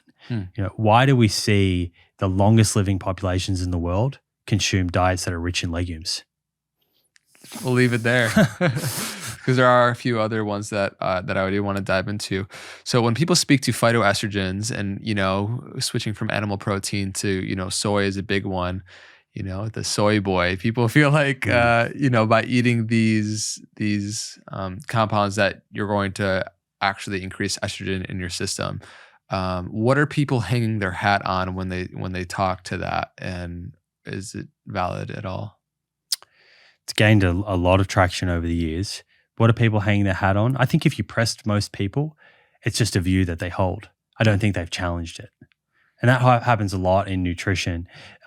But it may stem from, there's one or two very well-known case studies where, one in particular where a young adult male presented to his physician with gynecomastia. So he had enlarged breast tissue. And as part of taking that patient's history, he discovered that this guy was drinking 12 serves of soy milk a day. And upon ceasing that, the gynecomastia went away or reduced significantly. And that got sort of written up. Again, that's not a controlled trial, but think about the dose anyway. Red flag, consuming 12 cups of soy milk a day. I think if you consume 12 cups of cow's milk a day, you may have some problems too. For sure. Anything in overdose can be a problem. But we have really strong clinical evidence looking at like actual controlled studies where you feed people soy foods or isoflavones, which are the concentrated phytoestrogens that you mentioned, and measure estrogen, measure testosterone free in total. Look at just how do these foods or these compounds affect hormones. And there's a 2020 meta-analysis of 41 clinical controlled trials. They lasted anywhere from 2 weeks up to a year long, which is enough time to see if these foods are affecting hormones. And there was no significant effect. And of these either isolated compounds or foods on estrogen levels or testosterone. This was in males, this study. And what was the exposure amount? It was equivalent across the board to about 3 serves of soy a day. That's in line with traditional soy consumption. So my takeaway from this is, you don't need to overdo it. I wouldn't recommend you overdo it with any sort of single food or food group, but up to 3 serves seems completely safe, and it's a high quality protein, contains unsaturated fats in edamame, soybeans, and tofu. So I think, the evidence strongly suggests it's safe. And if someone, was going to make the claim that it increases estrogen levels, I would like to read the study that supports that. For another thing that some people, there's one camp of people that just say, I can't give up meat. It's just part of their ideology. There's some people that are actually more willing to experiment and go vegan and don't experience the boost in health that maybe a lot of people will. So what do you say for people? Are there exceptions where because of their, bio makeup that they're going to lean more towards positive responses to animal products? And what do you say to those individuals that have tried plant-based diet and they feel like it just didn't work for them? And of course, there's so much anecdotal, perspectives there, and you have to know what they're actually eating. But for people that actually give it a good try and eat holistic plant foods, and they feel like it just doesn't work for them, what do you say? I think there might be some subtle genetic differences that, results in certain people doing better on different diets. I don't think that genetic differences are large enough such that one person thrives on the carnivore diet and that's the best diet for their long-term health and the next person vegan. I think it comes back more to that theme and then variation within that theme based on the individual. And we know that there are some genetic differences. For example, some people have a poor ability to convert beta carotene, which is a plant compound, into vitamin A. And maybe those people, it's a very small subset of the population, but maybe those people need a direct source of vitamin A, for example. So I do think that there definitely is genetic differences that exist. I'm not sure people like talking about that, but it certainly exists. So it's not all in everyone's head. But I do also think that there are some reasons why someone may fail on a plant-exclusive diet with regards to how they adopt it. And one of the biggest ones is not consuming enough energy, particularly for males. Not enough energy. Yeah. Just overall caloric. Yeah, not enough calories. Yeah. It's less calorie dense. The volume of the food's much higher. Yeah. So when you're sitting down and looking at your plate, it should look like there's a lot more food on the plate. And I had some difficulty early on with that myself. I found that I was losing some weight and I didn't feel like my energy was amazing. And that was able to be easily corrected by just understanding I wasn't eating enough calories. Yeah.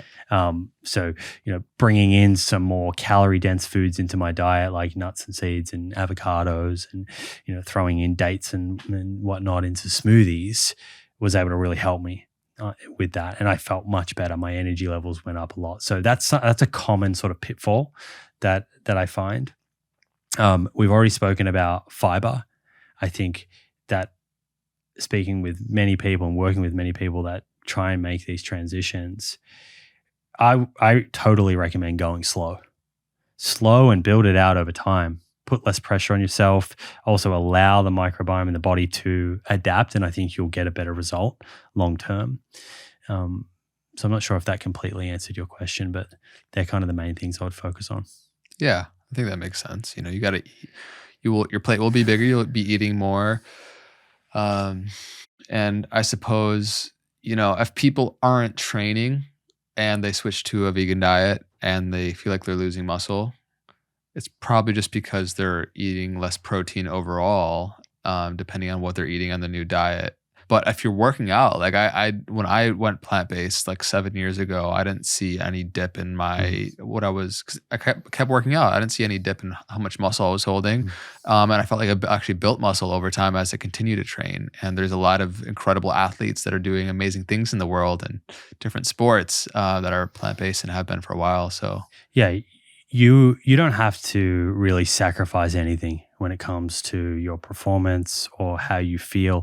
A lot of what we've spoken about is about long-term health today. But I do want to make it clear that it's not about sacrificing today. You can feel amazing. You can still pursue your athletic endeavors. It requires some new learnings. How much calories do I need? What food groups do I want to make sure I'm including in my diet? How much fat and carbohydrates leave me feeling best? That's going to be something for people to play around with. I'm not a big subscriber to there is one macronutrient ratio that is best for everyone. It's similar. Like some people seem to feel better on a higher carb diet, some on a lower carb. I think the most important thing there is the quality of the macronutrients. So the fat that you're consuming, try and have more of it as unsaturated fat. Carbohydrates, it's more of the unrefined, less processed carbohydrates. That's what really matters at the end of the day, not a strict kind of macronutrient ratio being best for everyone. What supplements do you need to fill any potential gaps? And at the beginning, that's a bit of information to take in, but you've been doing this for 7 years now. Once you get moving and everything becomes second nature, it's not really something that you give a lot of thought to, which in many ways is why I still work with people who are going through the transition, because if I wasn't, I would forget what that process was like because I'm not thinking about this stuff, every day to the nth degree in my own lifestyle. It's kind of on autopilot now. Sure. Yeah. I mean, it's just going to, of course, feel a little clunky right off the bat when you're making any change in your life, especially if there's a lot of people reinforcing your old lifestyle to you that are around you. If you live with a lot of family members who eat a lot of meat and, it can be a big switch up. But once you get going and build that momentum, it just becomes a part of who you are. And it's like, you don't question, or there's not this inner struggle to like, oh, I really want that meat or something. It's just like, it's off the table, it's not an option.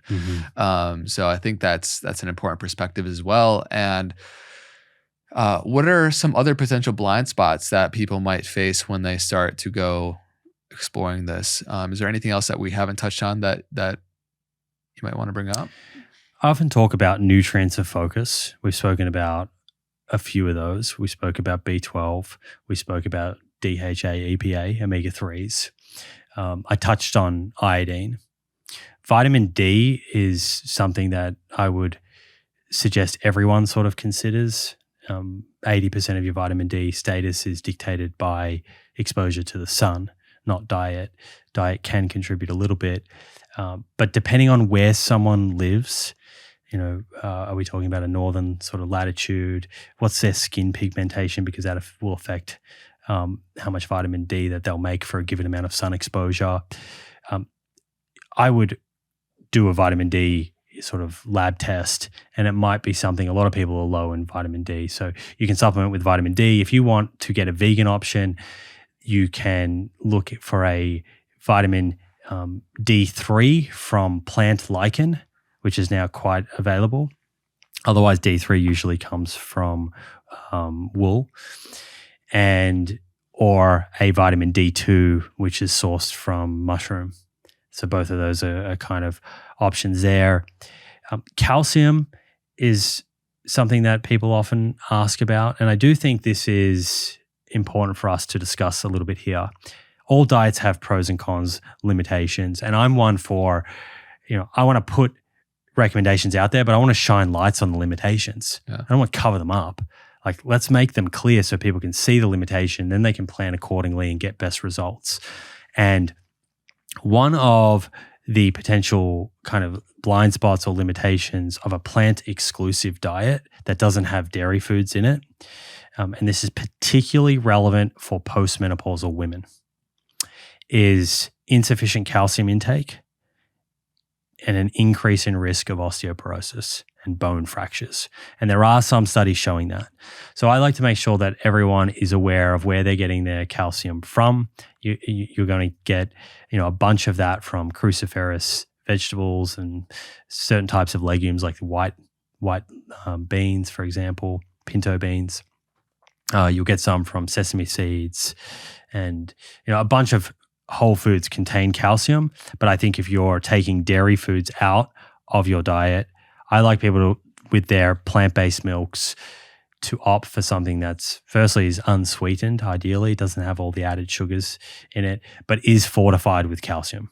I think you should look for something that has about 200 to 300 milligrams of calcium per serve in a plant-based milk or a plant-based yogurt as well.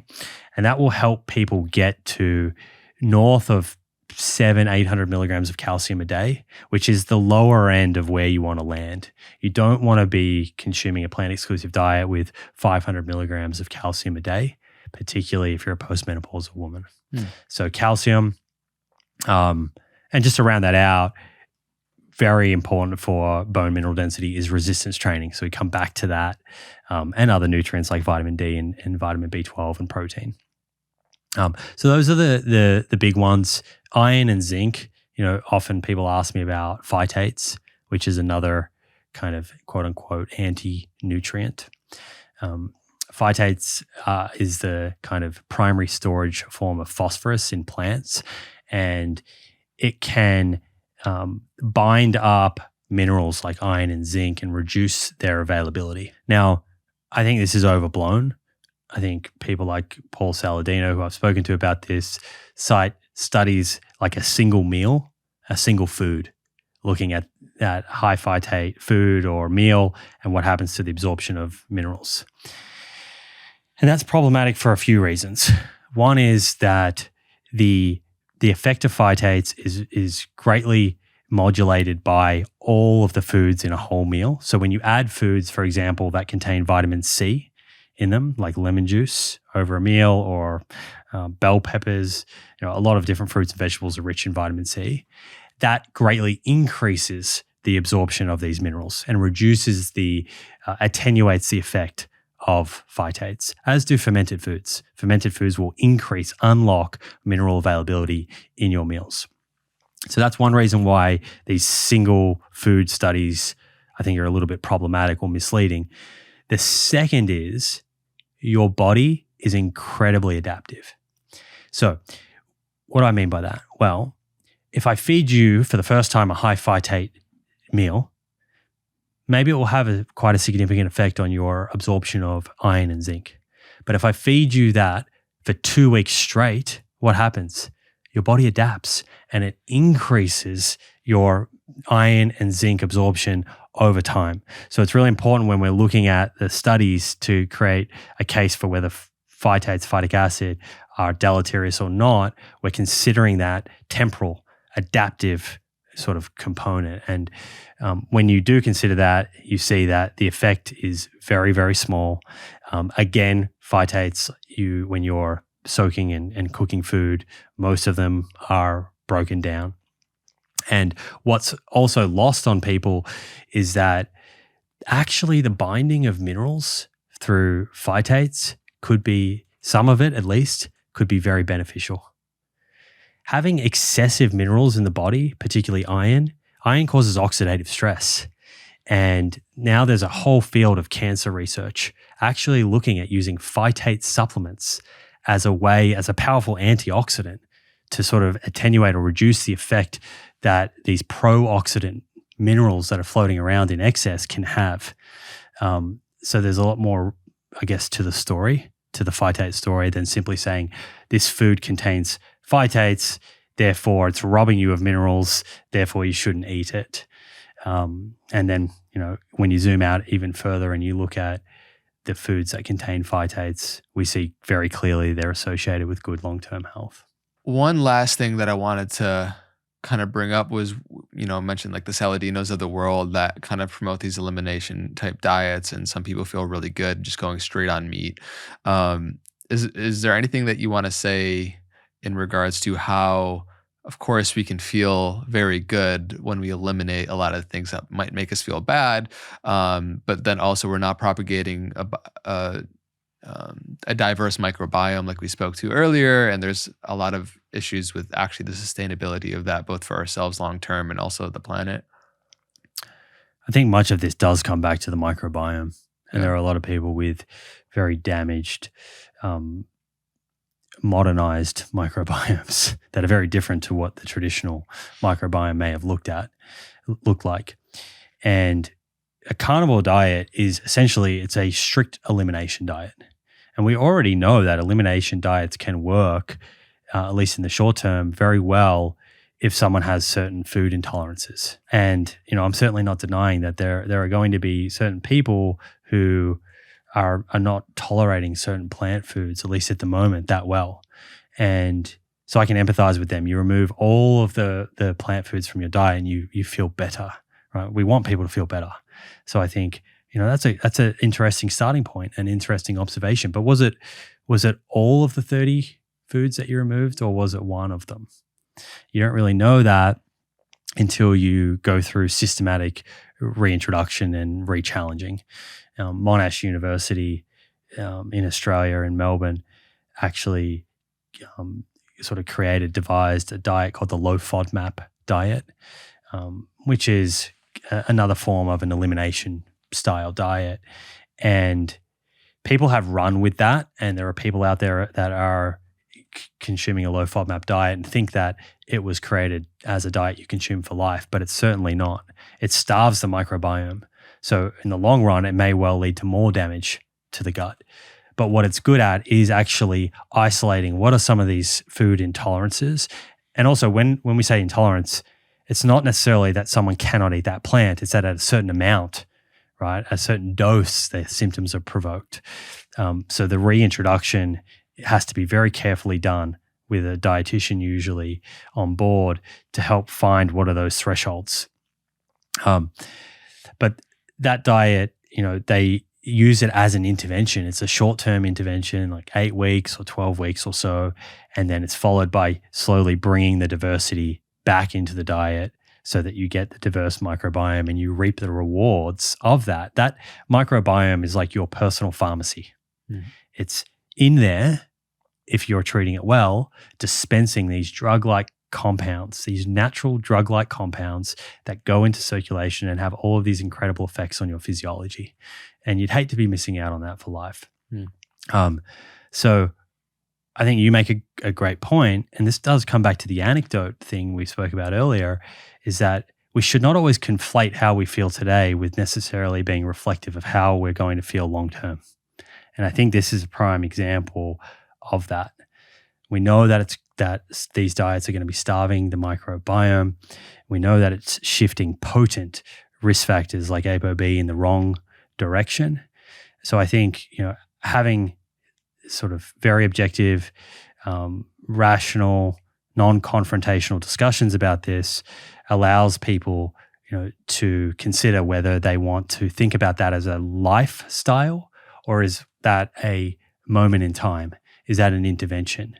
But they want to come back towards something that's a bit more evidence-based. So in 30, 40 years' time or whatever it is, they're not experiencing a cardiovascular event and have regrets for, not changing their diet or wish they had have come across this information. It's great. And I mean, I know we spoke to the vast majority of this conversation has been around the science of how plant-focused diet is physiological, going to be beneficial for the vast majority of people. And we can't omit that the planet's health is a part of our health. We are a part of the planet. And so I wanted to speak to a little bit about the environmental impacts of eating meat, of our diet, of the land usage that it has, because it is part of our health. To say that it's not would be to exclude yourself from nature, which is not a healthy perspective to begin with. So I just want to open it up for you as well. And you share in your book as well. So a lot of numbers that are really eye-opening and that's really inspiring as well, that we should be able to find alignment. It makes sense that the natural way, it doesn't have to be overcomplicated in how we approach our food, and that it can be in alignment with bringing true health and vitality to ourselves and the planet at the same time. Yeah, there are no healthy humans without a healthy planet. Those two are inextricably tied together. And we have turned Earth into a farm. And with that has come great deforestation, destruction, loss of biodiversity.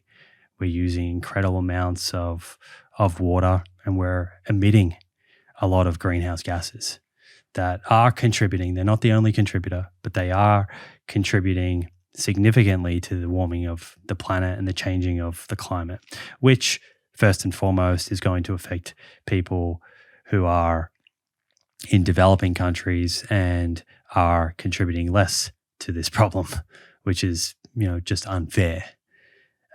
The problems with the current food system largely center around the way we're producing food and the type of food that people are eating. We mentioned before that animal foods are very inefficient to produce. Factory farms, in some ways, intensive agriculture, if you think about it, that's more efficient than grazing, because you can kind of intensify it and you can grow these animals really quickly. But at the same time, where's the food coming from? You have to tear down a lot of forests and grow a lot of crops that are fed into that system. And those animals are emitting a lot of greenhouse gases along the way. And the more extensive kind of regenerative model, which I think has some pros, but it kind of needs to come with the message of we need to eat less meat. The problem with that model is how much land it uses. We would be using even more land if we got rid of factory farming. Yeah. Where's that land going to come from? Right? We would need more deforestation. And in fact, that's been modeled in this country, here by Matthew Hayek from Harvard. He looked at if you were to get rid of conventional beef and just have it as all grazing, What does that mean? And it means 270 times more land. And that's even when you consider the current cropland going into intensive agriculture. So this is, coming at a great cost, destruction of the planet. And the huge opportunity here, and I don't want this to be lost on anyone, is if we just consider the flip side of this statistic. So 83% of the land we use is for animal protein, but that is only producing 18% of our calories. The flip side of that means a very small amount of land is being used for plant food agriculture directly for human consumption, but it's providing a huge amount of calories. And what that means is if we shift globally to more plant-rich diets, like what the Eat Lancet Planetary Health Diet that came out in 2021, somewhere in COVID. COVID has made things a bit blurry. If we shift towards that dietary pattern, then we free up an enormous amount of land that can be rewilded, reforested, restored, which we know is absolutely the best way to bring back biodiversity, to sequester carbon. And people may think, well, that's a little bit fantasy. Like, how are we going to get farmers on board that? And I agree. I don't think this is about hanging farmers out to dry. Farmers are part of the solution. People that own land, they're just doing the best that they can. So how do we fix this problem? Well, largely, we have to shift the incentives.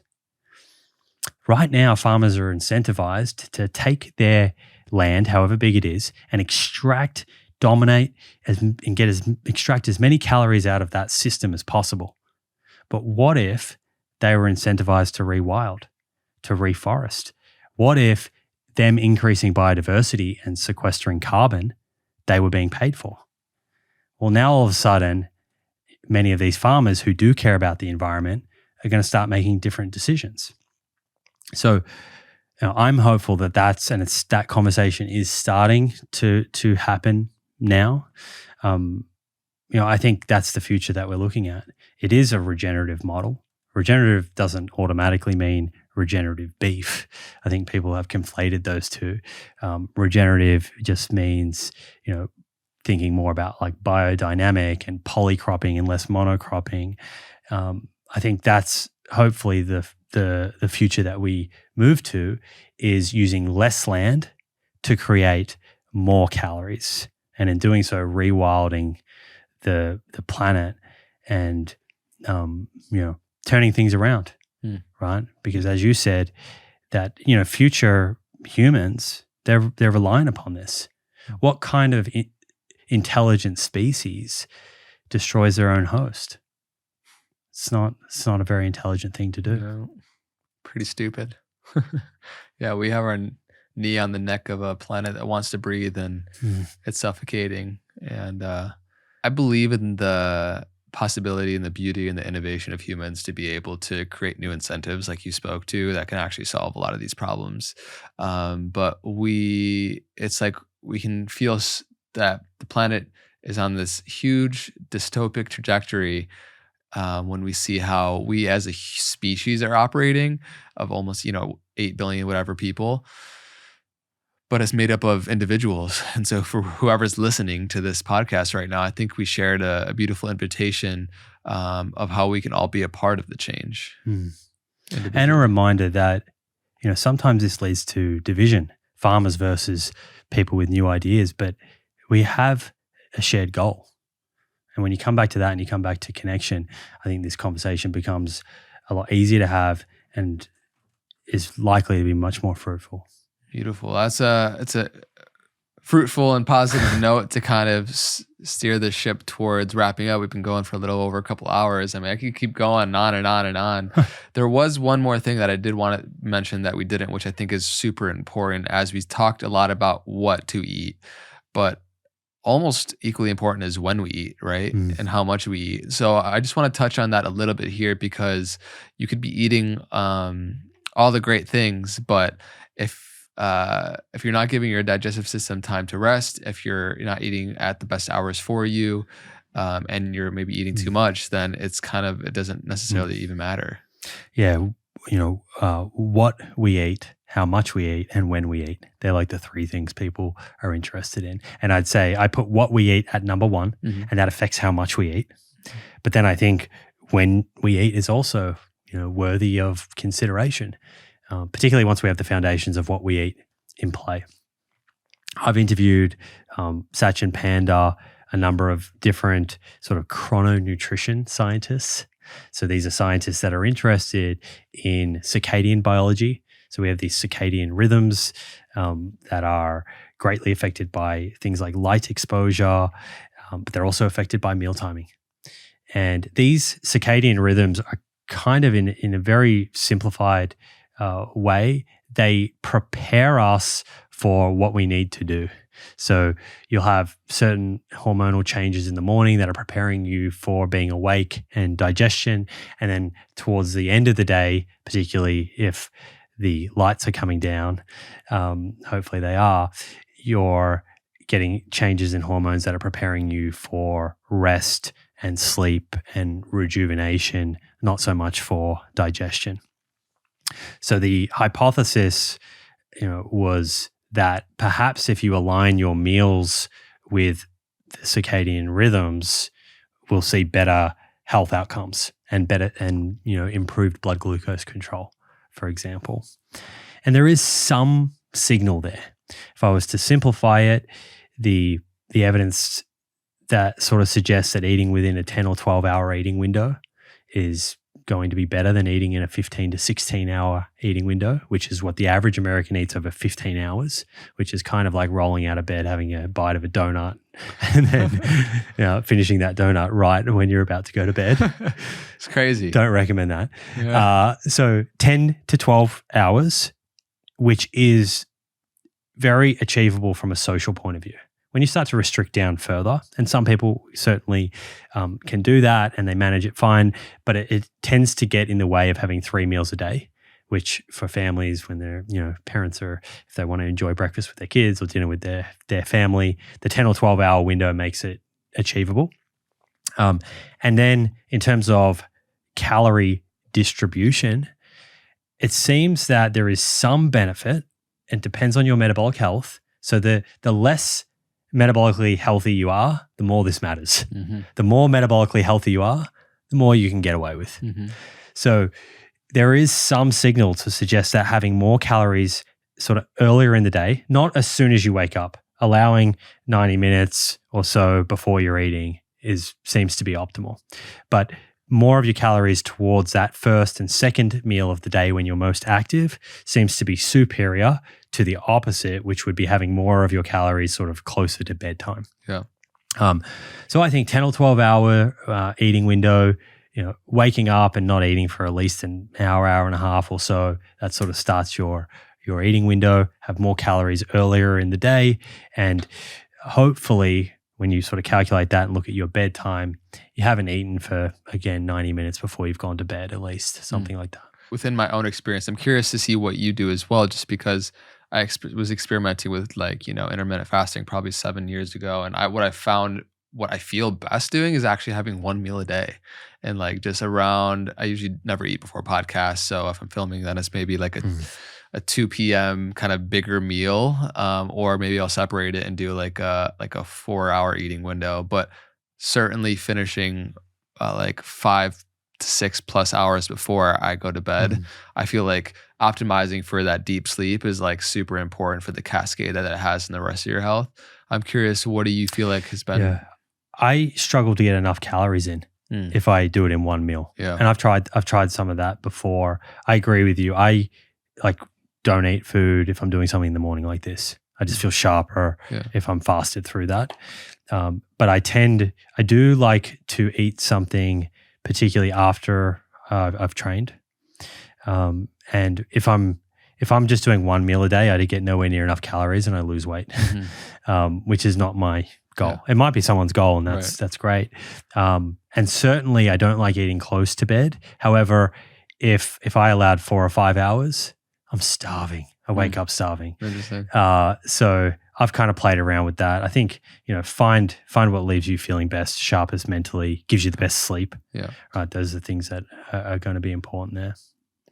Well, I know we dove into a lot of nuance here through this conversation, hopefully much of which is going to be useful for the audience today. And thank you those that have been listening and coming on this journey. And definitely let us know what has been most impactful for you. Before we kind of share where you can find more of Simon, I just kind of love to wrap this whole conversation in a bow and kind of talk about what the point is of really taking back your health. Obviously, there's a lot of obvious things there, but like what we're speaking to in a lot of these things, it can feel complicating at times when there's so many different variables that contribute to being a healthy human being. But good health actually can be quite simple. Right. I mean, why does any of this matter? Why focus on all of these different predictors of longevity? I think ultimately the reason is because you enjoy your life and you want to enjoy it for longer. So deriving happiness from your life is kind of center stage. That's what creates meaning for anything else that we're talking about here. I recently was looking at the Harvard Adult Development Study, and Robert Waldinger is like the director of that study. It's an interesting study that started with adults in their 20s, 80 years ago or so, and tracked them for 8 decades. And they were interested in looking at what leads to a happy and long life. And they're looking at all of these different predictors, and more than fame or how much money someone had, someone's IQ, their genes. The number one predictor of that person being happy and living a long life was the quality of their relationships. So, if we're going to make any of this meaningful, we have to think about the people in our life that are important, the community, how we're building and nourishing and cultivating that. And, I've personally been going on a deep dive through this myself over the last few years because, in my 20s is a long story, so I'll save you the long story. I'll give you the short form. But I was outwardly very successful, and, I created financial freedom and was able to follow all the things that I pursued, and that can be a blessing and a curse for someone who's in their early 20s. Often a curse. I see a lot of people really struggle. Right. And for me, the curse was that you can become revered for what you do and not who you are. That's scary because that means that you're not really forced to look inwards. And so, I realized I got very caught up in how the world was perceiving me. And when you are doing that, you're wearing masks. And the problem with wearing these different masks and worrying so much about how people are perceiving you is that you're actually not you. You're not showing up authentically as yourself. And how can you expect to build these really strong relationships with the people in your life if you're kind of holding back and you're presenting yourself, you have a persona. And so, there was a realization for me a few years ago that if I wanted these relationships in my life to be stronger and better, I had to be more vulnerable. I had to and this is still a process, I'm getting uncomfortable talking about it. Always a process. I had to come to grips with, many things that, when I grew up, I didn't have modeling in the household built around sharing your emotions. So suppression of emotions is very easy for me. It's natural. I can work all day and have, no problems with work ethic.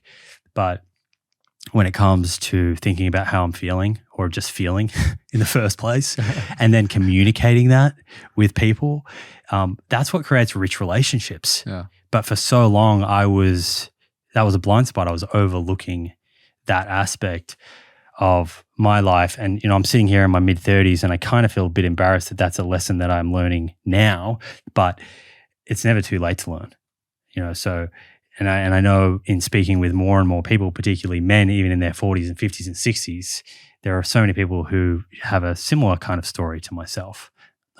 Everyone will have their own sort of things that they need to grapple with that you can only identify through some self-examination, through kind of getting rid of distractions, whether it's journaling or mindfulness or meditation, and these things that you are confronted with, that you shine a light on, that you grapple with, are ultimately going to be what leads you to better relationships and showing up more authentically. There was another study, Tom Gilovich, I hope I pronounced his name right. I think so, yeah. Yeah. And he was looking at regret. Yeah. You've seen this? Deathbed. Yeah, that's how we had Ben Nemtanon. He talked about it a little bit. The way that I interpret it is, he was kind of wanting to know, like, what do people regret at the end of their life? Yeah. And I was drawn to this because, I've been working on all this stuff, and I'm like, I love the idea of optimizing all these health markers, but what am I doing it for? Yeah. And interestingly, what he found was, one of the biggest regrets that people had was not living life on their own terms. So he kind of talks about 3 different selves, but in short, if there's a discrepancy between your actual self, so who you think you are and how you're showing up, but your ideal self, who you really are and how you want to be seen in the world, that discrepancy is what people regretted later in life. Not living life on their own terms. They were living life, according to the expectations of others or the obligations of society. And he sort of talks about that most of that discrepancy between, how you're kind of navigating your life and showing up and what your true self is a result of inaction. It's not action. It's a result of not taking action. And, it's just a reminder of, and Rich Roll always says mood follows action, right? So we can procrastinate all day. Mm-hmm. I think, getting clear, so having some ability to live an examined lifestyle, creating some goals, but then realizing, it's going to feel tough, it's going to feel uncomfortable. Let's just get the ball rolling, and the outcomes will follow that intentional action. So, all of this is to say is that for this discussion, the longevity discussion, to be meaningful, it has to be about giving us more time to live a happy life. So good. Such a good note to end on, man. You absolutely crushed it today. I think that when it comes to a lot of things we're speaking to, with nutrition, how we've been diving in this conversation, with meditation, a lot of these things support us to be able to actually live our life with true vitality, take our power back, and be able to live the life we want to live. And you can't do that if you feel like shit. So I think that what you're doing is truly a service to humanity, and being able to provide accessible and digestible understandings to the data of how people can really eat what is going to help them thrive and live a life that they truly want to live and take that power back, like we spoke to. So thank you for the way that you've been showing up, bro. It's been such an honor to have you here, and excited to celebrate your birthday tomorrow, Yes. dude. Thank you. It was a pleasure to be here, and you've helped me both personally and professionally with my show. So really appreciate that, and just the space that you've created here. It's pretty special. Thanks, man. Thanks. Well, looking forward to the many years to come with the friendship, and I can't wait to see what you continue to share. Where do you want to point people to most, where they can find you and what you got going on? The Proof is the name of my podcast. That's on YouTube and Apple and Spotify, all those places. Instagram at Simon Hill. And if you're on Twitter, if you're game enough to get involved in Twitter, it'd be a crazy space, at The Proof. But would love to connect with you on any of those platforms. Amazing. Thank you so much, dude. Awesome. Well, for those that have been tuning in to this episode of the Know Thyself podcast, and you made it this far, congratulations. I want to know why. What really stuck out to you that felt most intriguing, most inspirational, most impactful, that is going to actually translate to real changes in your life? Let us know. Also come back and drop in what that you implemented made the difference, move the needle in your own experience of life. And we'll have to probably run it back and do a round 2 at some point. But feel free to hit the subscribe button if you haven't already to join the family. And until next time, be well.